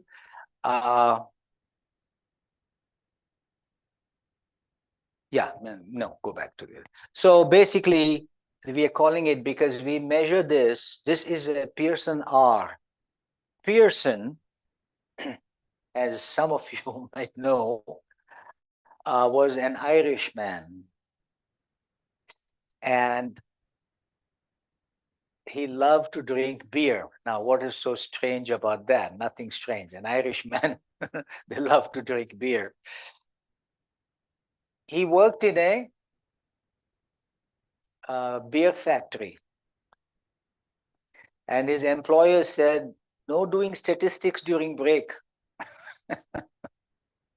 You and I go and have some chai and biscuit. Pearson R is in a room in 10 minutes doing statistics. Okay. Anyway, that is a very interesting story. His index is, lowercase r. Without getting too much into statistics, I can say it's a scale that ranges from -1 all the way to +1. So 0 is in the middle. So -1, let me try, -0.99, -0.98, -0.979695, all the way to 0. And then it becomes plus 0.1234, all the way to 1.0. Obviously, the closer the score is to its extremity, the stronger the relationship in that direction, So a direct relationship with a score of plus 0.7 is pretty high, plus 0.7. Similarly, so in the on the other side. So that's the reason why it's we have positive relationship and negative relationship. Stating the relationship by itself, is not enough, though it is very important. You must also tell us whether it is statistically significant. So this involves a little bit of knowledge of probability statistics. And I'll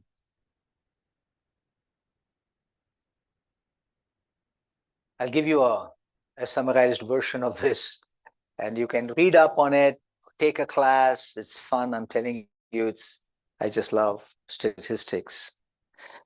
Probability statistics is this whole idea of, predicting the probability of association between two events. Okay.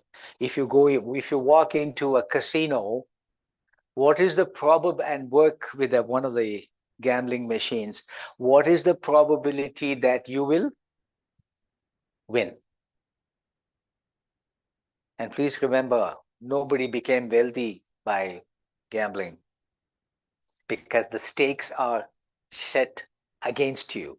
The probability of you winning is so low. So probability is the same concept. What is the probability that a certain occurrence will happen?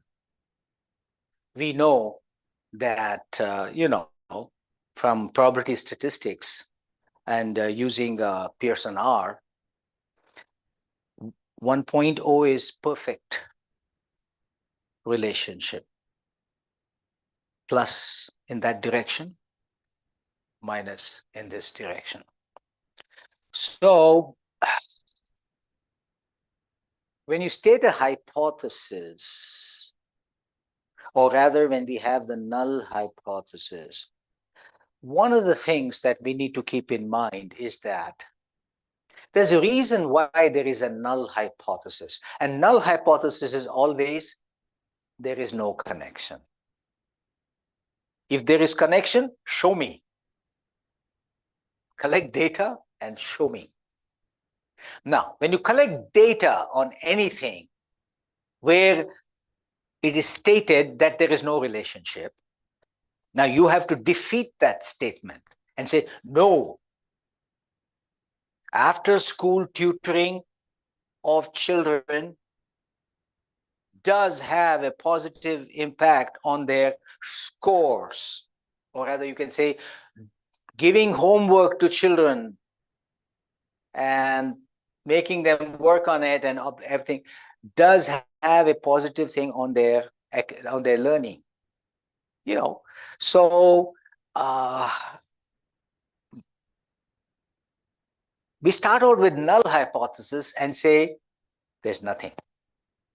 And now you have to collect data from real life, from people, according to your study, and show that no, there is a relationship.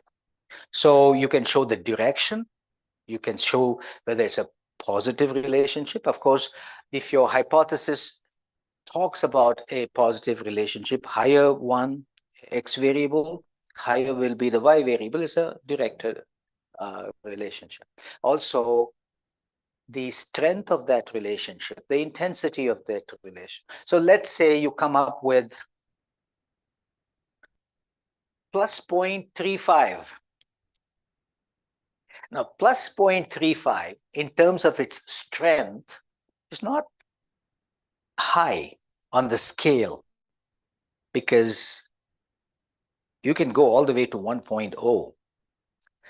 But what is important is whether that 0.35, the probability is good enough that it passes the test of, oh, that was a fluke. Oh, that was a fluke. Yeah. If you do it again, you won't get it. You know? Answer that question. Was this just a fluke? Because remember, we do our study only once, right? Nobody has time to do the same study over and over and over again, right? But in statistics, we can simulate it. We can simulate something. You don't have to personally do it, but a statistical program can simulate. What if you did this study not once, 10,000 times? You did this study 10,000 times. Okay? Actually, the definition is infinite. But we are going to use a big number. Then each time you do that, you will get a result of your hypothesis. You will have 10,000 results, right? So in this total number of repetitions of your study, okay, what number did you get for this particular significance of 0.35? Was it something, when you do a simulation, something that you can easily get? It's not a big deal getting a probability of 0.35, 35 cases out of 100, not a big deal. Yeah. Or it can tell you for your study, 0.35 is a big deal. It's very hard to get 0.35. But we don't choose numbers like 3.5 or 4.5. We use only two numbers in statistics, 0.05 and 0.01. Most of the time in comm and sociology, we use 0.05. So you say that I'm going to test this direct relationship at the significance of P is equal to 0.05, that is 5%. So what you have done by stating that is you have stated that if I were to do this study over and over and over again, 100,000 times, then this result that I got will, out of the 100,000 times I do this study, only 5% of that time will I get this result. In other words, I have arbitrarily set up 5% as the level of improbability. That is, you can get this result that I got if you were to do this only 5% of the times. So it is, you have arbitrarily set it up. Well, we can, some people will go further as the discipline and its research gets more sophisticated, more mature, their significance levels go down. In psychology, most of the time, the hypotheses are tested at P is equal to 0.01. If you were to do this study over and over and over again, then you will get this result only 1% of the repetitions, right? In pharmacy, where they are used to giving manufacturing medicines, even 1% is too high. Oh, 1% of the people who take this tablet will die. I'm just joking. 1%? Oh my God. So in pharmacy, they could have significance levels of 0.0001. So, but the concept is still the same, right? You're talking of the level of improbability. That is what this whole deal is when you say, I'm testing it at significance level of 0.05. But why do you bother at 0.05, 0.01? Why don't you set the significance as 0? You can't. Because if you set the significance at 0, you may as well not do the study. You can just state it and go home, right? So you have to arbitrarily set up a very small number. And usually in social sciences, depending on the discipline, in comm, we use 5%. Sometimes they have even used 1%. I'm sorry, 10%, 0.10. That's normally not used. So basically, you don't have to worry about it, but I had to worry about it when I was a master's. We really had to do this half the time by hand. These days, there's so many packages that all you have to do is adopt a package that serves your needs, learn how to, what it means, how to do it, do it. I have since 1982, I have used SPSS, Statistical Package for the Social Sciences, and it is a pretty robust package. And these days, most academic institutions do have, that installed, and so you can use that. We do have a couple of sessions in this PDP where we will run through some dummy SPSS, SPSS analysis of some dummy data, okay? So, and that is something when you learn, try to learn that yourself. It is not rocket science. Don't depend on somebody from statistics department or computer science department to come and do it for you. Okay, it doesn't take much time. Take a workshop. In a 1-week workshop, you can learn that. And because once you master it yourself, you can use it for very, very well. So where was I? I was talking about significance levels. So that is part of probability statistics, and that is how we use that. We can go on to the next. No, next one. Oh, is that one? Yeah, no, go back. Thank you. Sorry. I just want to mention something and move on because we don't deal with it on it. But what if when I get my Pearson plot, I try to, draw an imaginary line. Not imaginary line, an imaginary, yes, it's actually a line, but actually since we don't get a line, we get more like collection around an imaginary line. What if I get a curve? I mean, when I draw it, it looks like, it looks like a curve, like, that means that you don't have a straight line relationship. It means your data has a curvilinear, that is a non-linear relationship. So when you see that, right away you know you cannot use any parametric statistics with curvilinear data, or at least Pearson R. At least I can say Pearson R, you cannot, you have to use something else. Most of these are taught to you in a methodology class, definitely in a statistics class. Okay.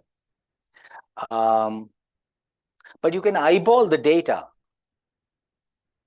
As soon as you get your results and you specify your program to give you plots of this and plots of that, sit and stare at the plots and see what you have.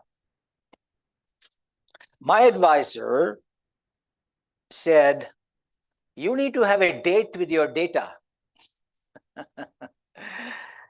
And he really meant it. You need to have a date with your data. And so he made me look at my data for 1 semester after I had the computer printouts. Those days we didn't have PCs. We had mainframe computers and the green bar paper. Big, they'll tear it and give you. So we used to come with reams. Those were the paper days. Now it's all paperless. Reams of data. Take it to my advisor's thing, and he and I will sit and look at it. There will be frequency distributions. There will be graphs and plots, or whatever. And so the first thing he would do is make me get a dump of all the frequency distributions. And then he says, go home and have a date. So 1 semester, I'm just staring at my data, looking at frequency distributions. Why is it like this? Why is it like that? Oh, is this something that is supportive? Is not? Why? What the plots? Why is this? Oh, this is a nice oval.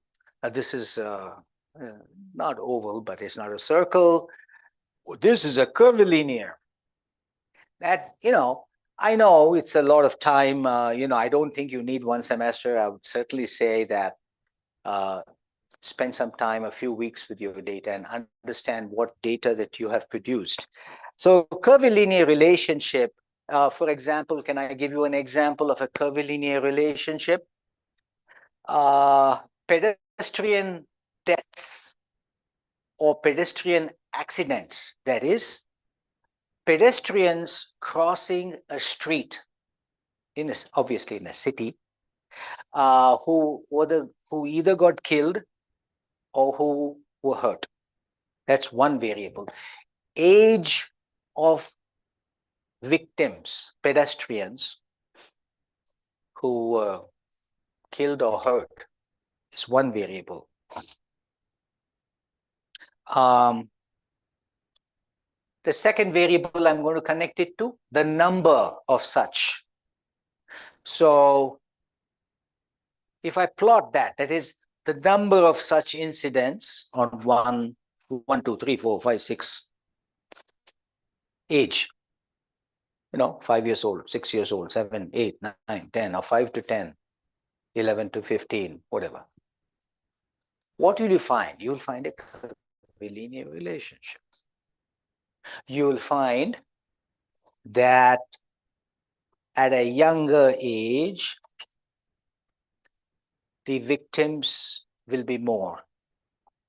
And at an older age, the victims will be more. But in the prime age, the victims will be far fewer. So it'll go like that.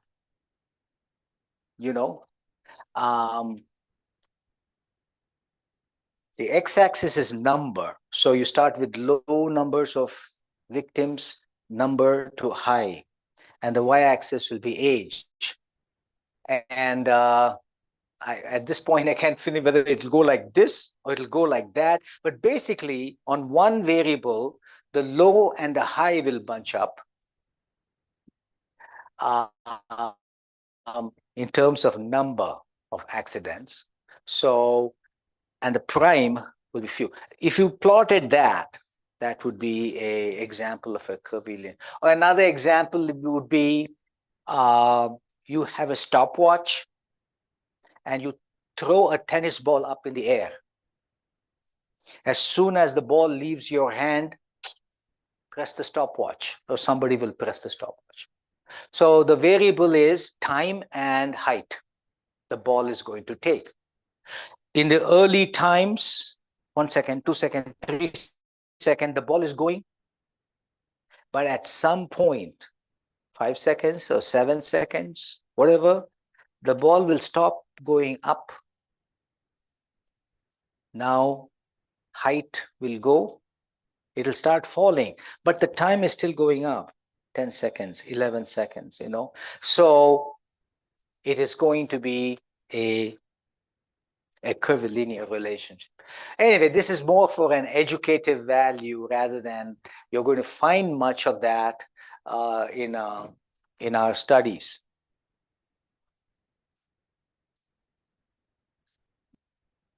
Pearson R can be used when both variables have been measured at the ratio level.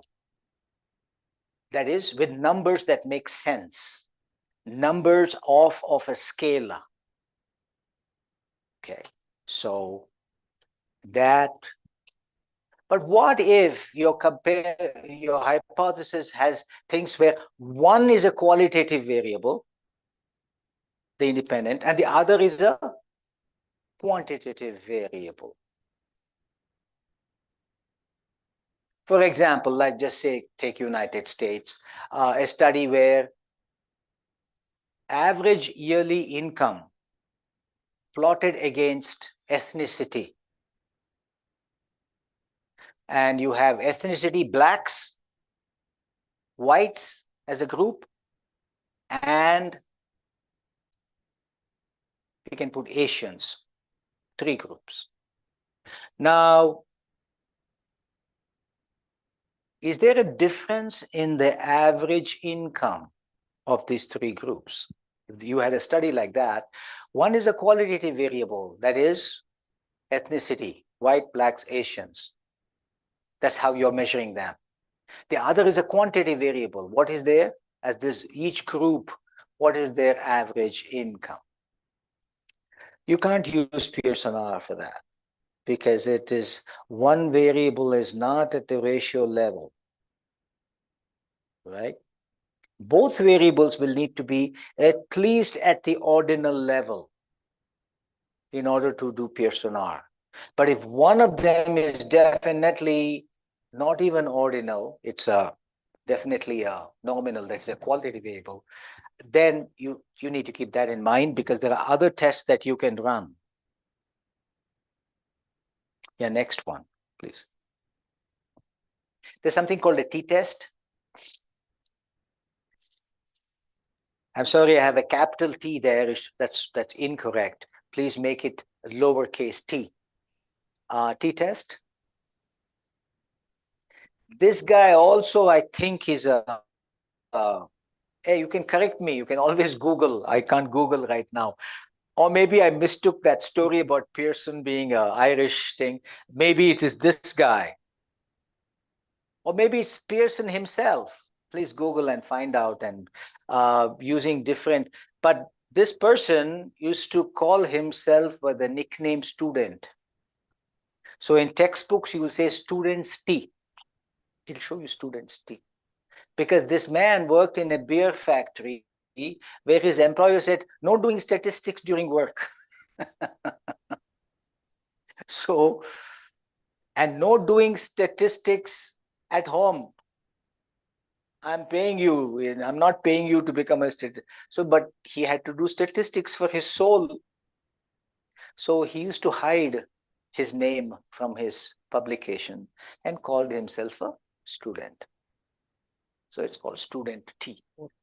Student T, like Pearson R, it doesn't have exactly the same, the scores on the t-test, the scores on T are slightly different. You'll have to take a stats class for that. All I can tell you is about what it means. So here is a relationship between two variables where one is qualitative and the other is quantitative. And we are talking about gender and the average number of hours of playing video games. So we have two genders, and we are going to, and we have the scores for the average number of hours played. There you go, you see. So in such situations, when you're dealing only with two, you can use the t-test. So here is the t-test, 40 hours versus 15 hours. The difference is 25 hours is the difference. Is it significant difference, or is it within the margin of error? You have to run a significance test. Same what I told you about probability statistics. You have to set it up at significance level of 5% or 1%. And then your SPSS, report will tell you what was the significance, what is the significance of getting this kind of a difference over infinite number of repetitions. And does it satisfy the 5% that you set up? No more than 5, not even 0.051. No, 0.050. Okay, that's what. And the t-test will tell you. And if luckily your SPSS will tell you, oh, it was 0.032. Wow, happy. You got it. You got that. T-test. One more, please. What if you had more than two groups, 2+? Then you use the ANOVA. Analysis of variance is what it is called. And a stats class will give you a good understanding of what it is. The big difference between is a t-test and Pearson R are tests of association, whereas ANOVA is a test of variance, the opposite of association. Okay, regardless, as you have to understand that in a statistics class, we are only interested in what the results are and what they mean. Here again, you have a qualitative variable and scores on a quantitative variable like average income. And there you have. Is this a significant relationship? Statistically significant relationship. Okay. So the ANOVA test, and that's also called as the capital F test, will throw out a number. It's not the same scale as the Pearson R from 0 to 1. It's a different scale. And depending on what you asked, it will also throw out a significance level for that, for your association. And you're looking for the significance level that you set, whether it is within that. All right. And so, but one thing with the F test is, the F test might come out significant. Oh yeah, the significance is low, which means that this relationship is significant. But since you're testing more than two groups, then the question becomes, which relationship is significant? Is it between blacks and Asians, the difference? Or between blacks and whites? Or between whites and Asians? Okay. So usually, not usually, every time when you get a significant F result, you should also, ahead of time, you should request the SPSS. Many times it does it, I think. It's been a while since I ran one test. These are called step-down tests. That is, having showed the global relationship for the three, it will go to step. Then the relationship between 1 and 2, the relationship between 2 and 3, and relationship between 3 and 1. It'll state those also. All right. Those are also important to know. So you might find that the relationship is significant between blacks and Asians, between blacks and whites.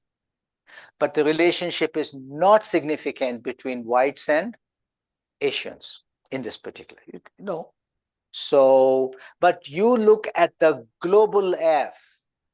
Now, there's a lot of confusion about this, which one should I select? The global F, the first result, or the more specific result? That you have to do very carefully, depending on exactly what your hypothesis is, and you have to be very accurate about it. And yeah, so here are some examples that may I take a look at what's next? No, go back. Yeah. Now, what is something I've not done here is, how do you deal with when both variables are qualitative, right? So let's say the association between political party and ethnicity. Is there a relationship? For example, in the US, not anymore, but for the longest time, there has been an association between blacks and Democratic Party, between whites and Republican Party. There's been an association. If you were to run that kind of a test, both are qualitative variables. You cannot run t-test. You cannot run any of the tests that we have talked about with them. So there is a separate body of statistics that are called non-parametric statistics, and they may be used. One example is the chi-square. The chi-square. So the chi-square, you can set up the significance levels in exactly the same way, but the test that you'll be using would be a chi-square, which is equipped to look at relationship between two qualitative variables. That is, both variables are at the nominal level. There are many more. And these days, with all these software being available, that is quite easy. And so I would like to talk again about the monkey and the coconut. That's my favorite example. again, I started my higher studies at a time when there was no mechanized equipment to count. And that was not at the time when the dinosaurs were roaming. No, no, that was a time just 45 years ago. Take 75, you know. No, at best we had those engineering students would carry with those long things, you know. I don't even know what you call them. We had some simple calculators, big, they were really big and frightening, you know, that could do some of that. Other than that, there was nothing. So I had to learn by hand everything. Uh, and there is something to that. I wouldn't recommend it to everybody, but that we were forced to literally we had to do things by hand. And then I lived at the time when all these gadgets started coming. And specifically with this SPSS. SPSS came about sometime, in the 80s. But I started my research much before that. Okay. And when I say SPSS, let me put it this way. SPSS was there. SPSS was there. But computerized SPSS packages, that was not there. And so we had to do everything by hand and run SPSS, not on a computer, but some other rudimentary thing. Then came along in 1995 SPSS for laptops and mainframe computers. And that was the time when I was very active. I was in my 40s, very enthusiastic. And that's when it came.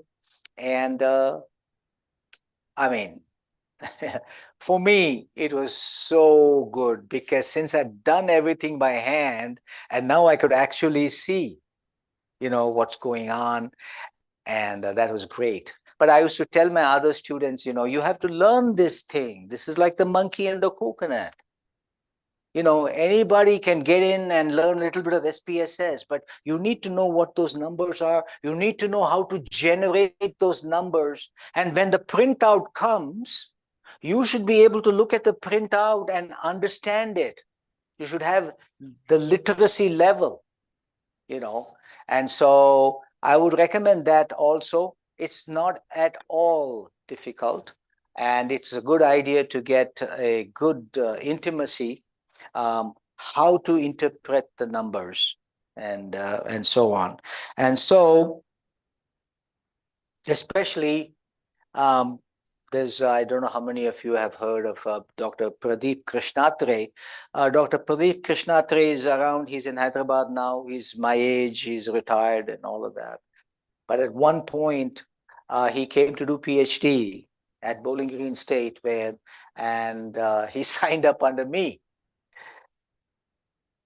Beautiful study. The only study I have done with a student where he did an experiment. Not a survey, not field research, and not content analysis. He did an actual experiment. So that was very exciting for me.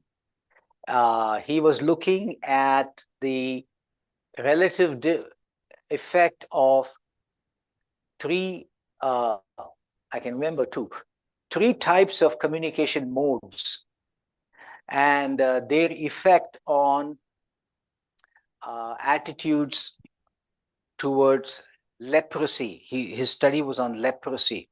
This was in the 90s.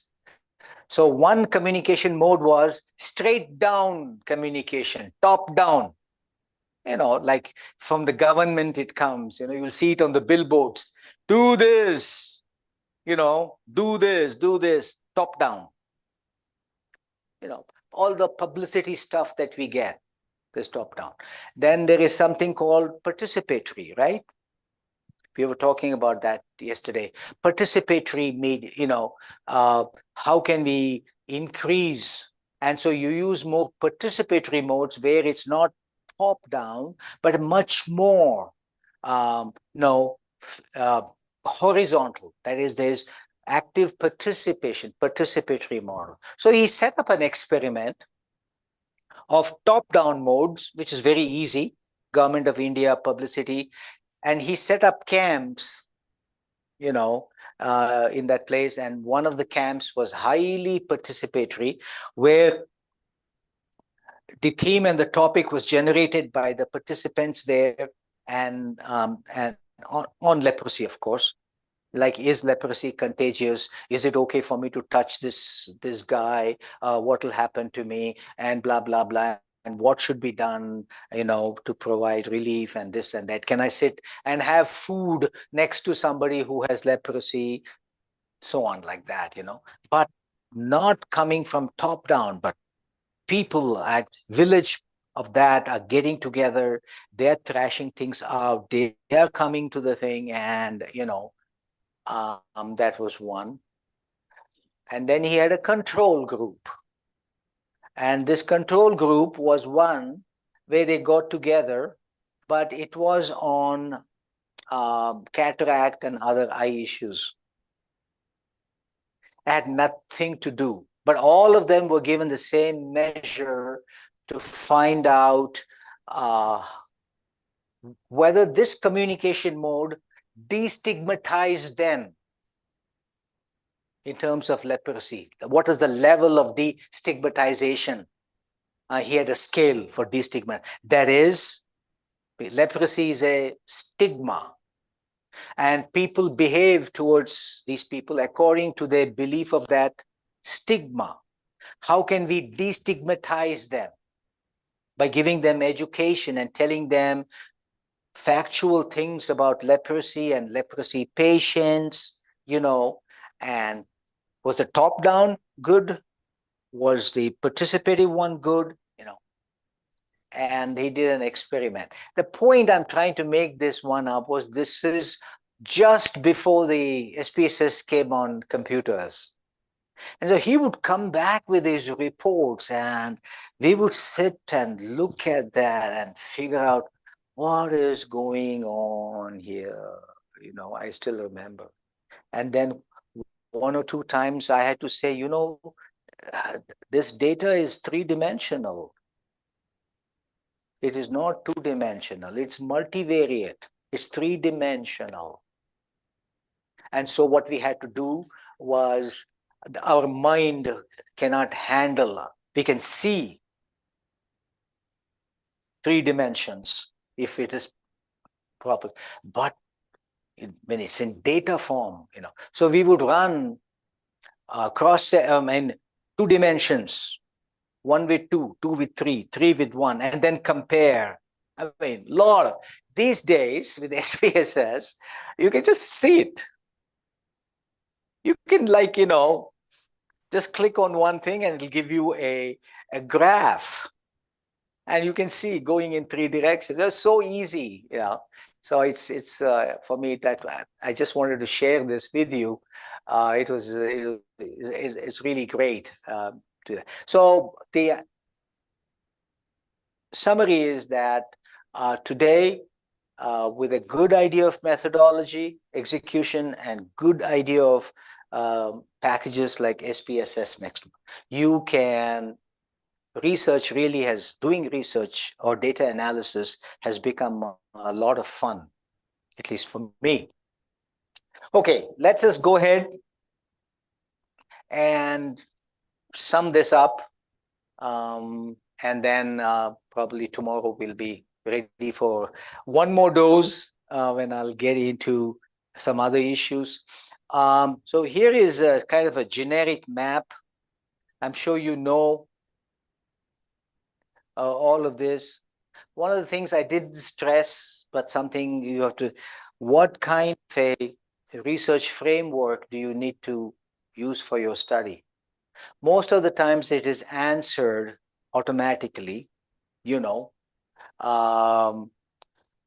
You're trying to find out the extent of people's attitudes, opinions, awareness, knowledge. Survey. Survey is a good one because survey is meant to collect lots of data on a lot of variables. Survey can do that from a lot of people. Okay, so surveys are quite popular because of the very nice nature of that methodology. It's a framework. It's one framework we use among many.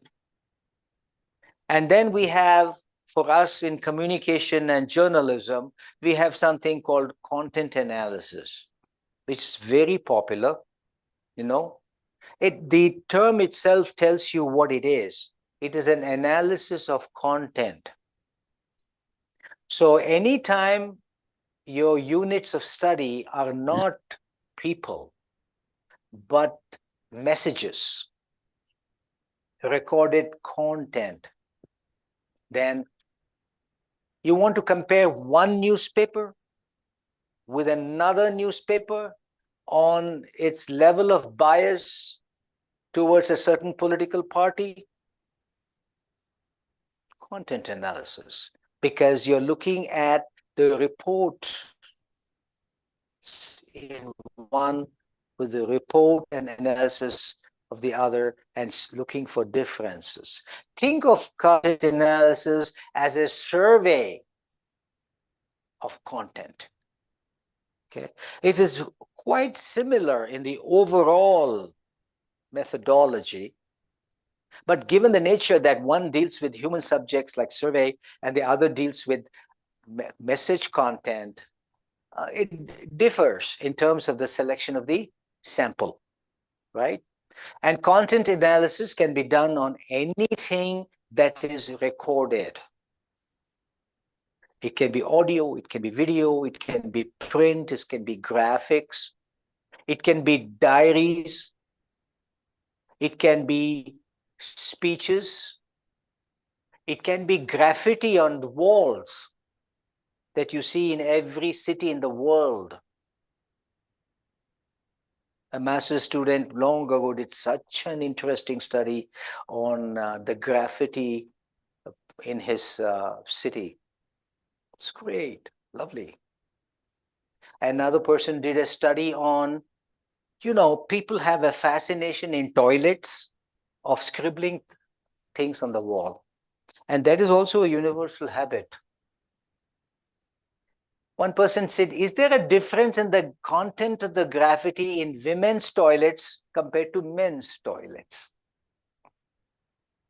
I know, it's chuma, time pass, but this is good study, you know. So the content was coming off of the walls of toilets. That's good enough for content analysis. I mean, I'm sure you've guessed what the results will be, right?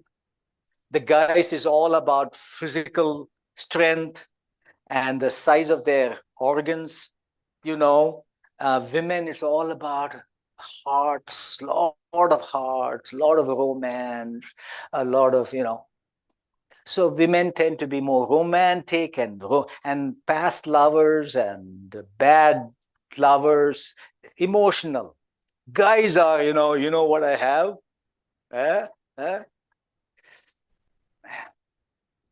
Okay, so experiments.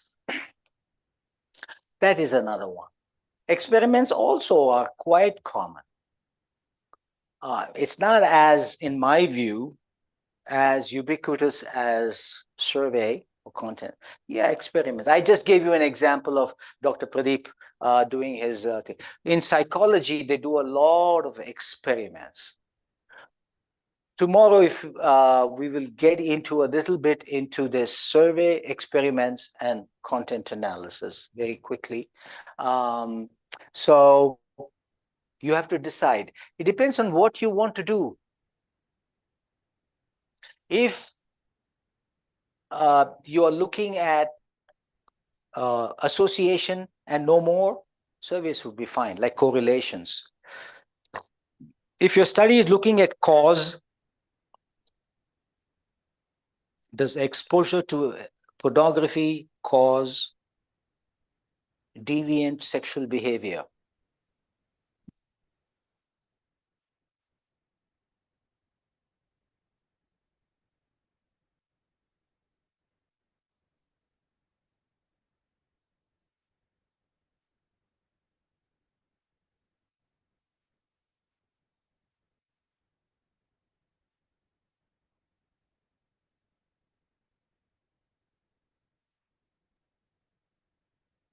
Something else which I did not cover and probably won't cover is how do you select people? How do you select people for a survey, sampling or no sampling? You know, how do you select people for an experiment and all of those things? And once you have that, then you have your methodology all okayed and verified. You're ready to go collect data. And so you'll have to set up data collection instruments. That's another phase. They have to be tested. They have to meet the objectives of your study.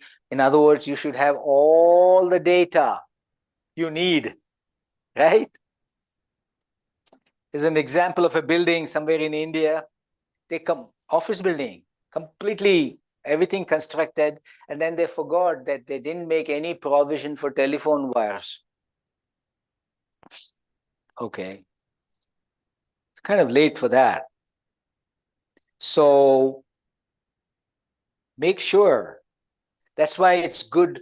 Now, if the study is very important for you, not only do a pretest of your questionnaire, but go ahead and collect data from a small number of people and run the analysis, a dummy analysis. Run it once. And then suddenly you will find, oh, no, this is not what I want. Or rather, I want something more than this. So you can make those corrections before you actually collect all of your final data. So anyway, collection of data and then collection of data, and then starts another phase of your research. You'll have to set up your data, you have to clean your data, you have to check your data, and this is something we need to do. Reliability, I want to do that, but not today. And validity. Are my data reliable? Are they valid? You have to run all those tests. It's basically data analysis. Good, next one. And finally, you go from, so you have to run your test, this is all your analysis. And finally, when you're completed that, you'll have to sit down and write it all out. This could be your final chapter in your dissertation, or, what did you find? Explain that in plain language. What did you find? And then, what does it mean? Interpretation. What's your data telling us? And then, why is it important for me to be reading this? Okay, so contributions. One of the simplest things is, of course, relate your data results back to your research questions and hypotheses. I said, I want to check this relationship. I said, I want to see if this hypothesized relationship is supported. I said that, no? Now I did it. I found it. And now is my time to roll up my sleeve, get my collar up high, say, my study. Good, because it found this, it found that. And so in 2018 also found this way, and they said, it just supports some of the. You can start making those kinds of statements, why it is important. What are the lessons learned? And of course, what are the mistakes made? what is it you might want to do different if you were to do the study again? Or definitely, what are some recommendations you have for somebody else? You know, can you give some advice? So this is your generic thing. Next one, please. I'm going to do this and I'm going to stop with this. I've been talking of cause. You have to, you know, this is a basic formulating for a cause, a causal relationship. These are the three prerequisites to establish causality. One is the two must be related, obviously. If they're not related, why would one be the cause of the other? So they have to be related. That is, you should get a significant correlation. But correlation does not imply causality. I gave you an example yesterday. You can find a correlation among drug addicts of having used marijuana and, you know, and using of higher level drugs. You can find a correlation. But that doesn't mean that marijuana is the cause, or rather the only. So causality requires correlation, but it is necessary but not sufficient. What is the second one? The causal variable must occur before the caused variable. This is in a time scale. In a temporal scale, the one that you say is the cause must happen before the presumed effect. Sometimes in our surveys, we get into a very tricky situation when we are making relationships between things like educational background with score on some dependent variable. But remember, educational background, this is very common. It's very difficult to establish the in time scale, you know, when it happened. Because in a causal thing, you must be able to prove, okay, that this particular variable happened before. So the causal variable must occur before the caused or effect. In fact, one of the examples I gave you has that problem. The number of average hours of playing violent video games has an effect on aggressive behavior. I have to establish which came first. Whether that aggressive behavior already existed before you started playing video games. You see, that's going to be a problem. What if you're one of those psychological personalities who has a high level of aggression? So, in other words, this has to be very clearly that the causal variable has to occur before the caused variable. And three, the third one is all confounding variables have to be controlled. The only framework that can do the first one, a survey can do. A survey can show correlation, not a problem. But anytime you read a survey where they're talking of causal effects, you immediately know that some ignorant person is reading, because survey cannot control, does not control all confounding variables or any confounding variables. Okay. The causal variable, this is based on observation. But the third one, only an experiment can set a situation where it can make sure that the causal variable happened before in a time sequence relating to the cost variable. It can also do this third one, control for all extraneous variables.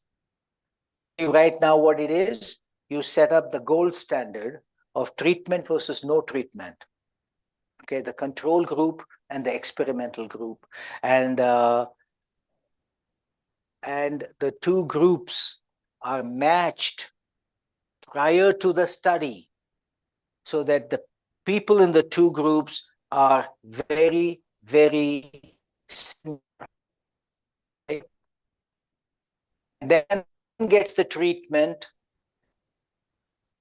play video games, does not play video game, does something else. And then another post-test where you measure scores on the dependent variable. That is the gold standard, because the control group will control for every other variable because they were similar to begin with. You even test for difference before starting. There was no significant difference between the two groups. And then the only difference was one got the treatment, other didn't get the treatment. Okay. All right. So that, is there anything else? Okay. So this is a kind of a summation of that. If you control well, then it's a non-spurious relationship. And that's what we want. We don't want spurious relationships. Yeah, next one. Yeah. Thank you very much. And we are going to call it a day today, and we'll continue. Question? Yeah, sure.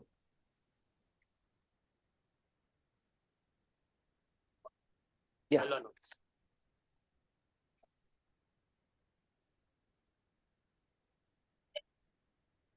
Now, question and answer session is started. If anyone have any doubts related to today class or anything, so kindly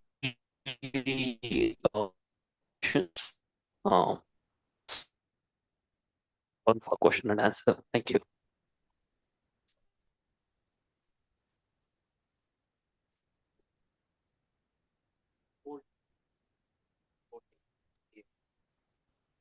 Yeah, thank you. Yeah.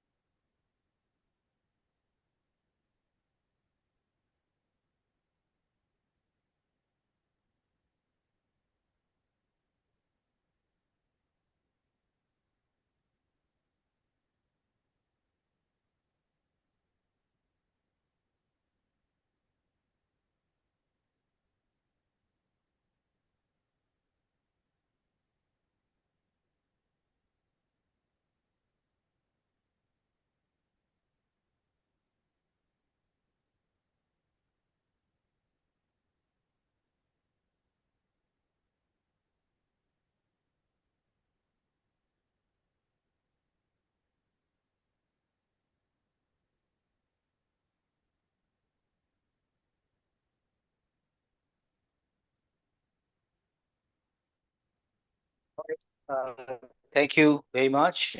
And I will be seeing you tomorrow.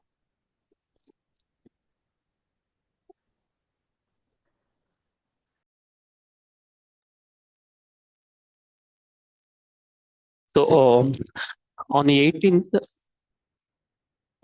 there will be hand-on experience with SPSS. We will share the SPSS software in the drive, or kindly install, and we'll going to have this hand-on experience So it will helpful to how to handle the SPs and other things. Thank you. So tomorrow come back again in the at the same time 9:30 exactly. Let's start our sessions. Thank you for participations today. Good.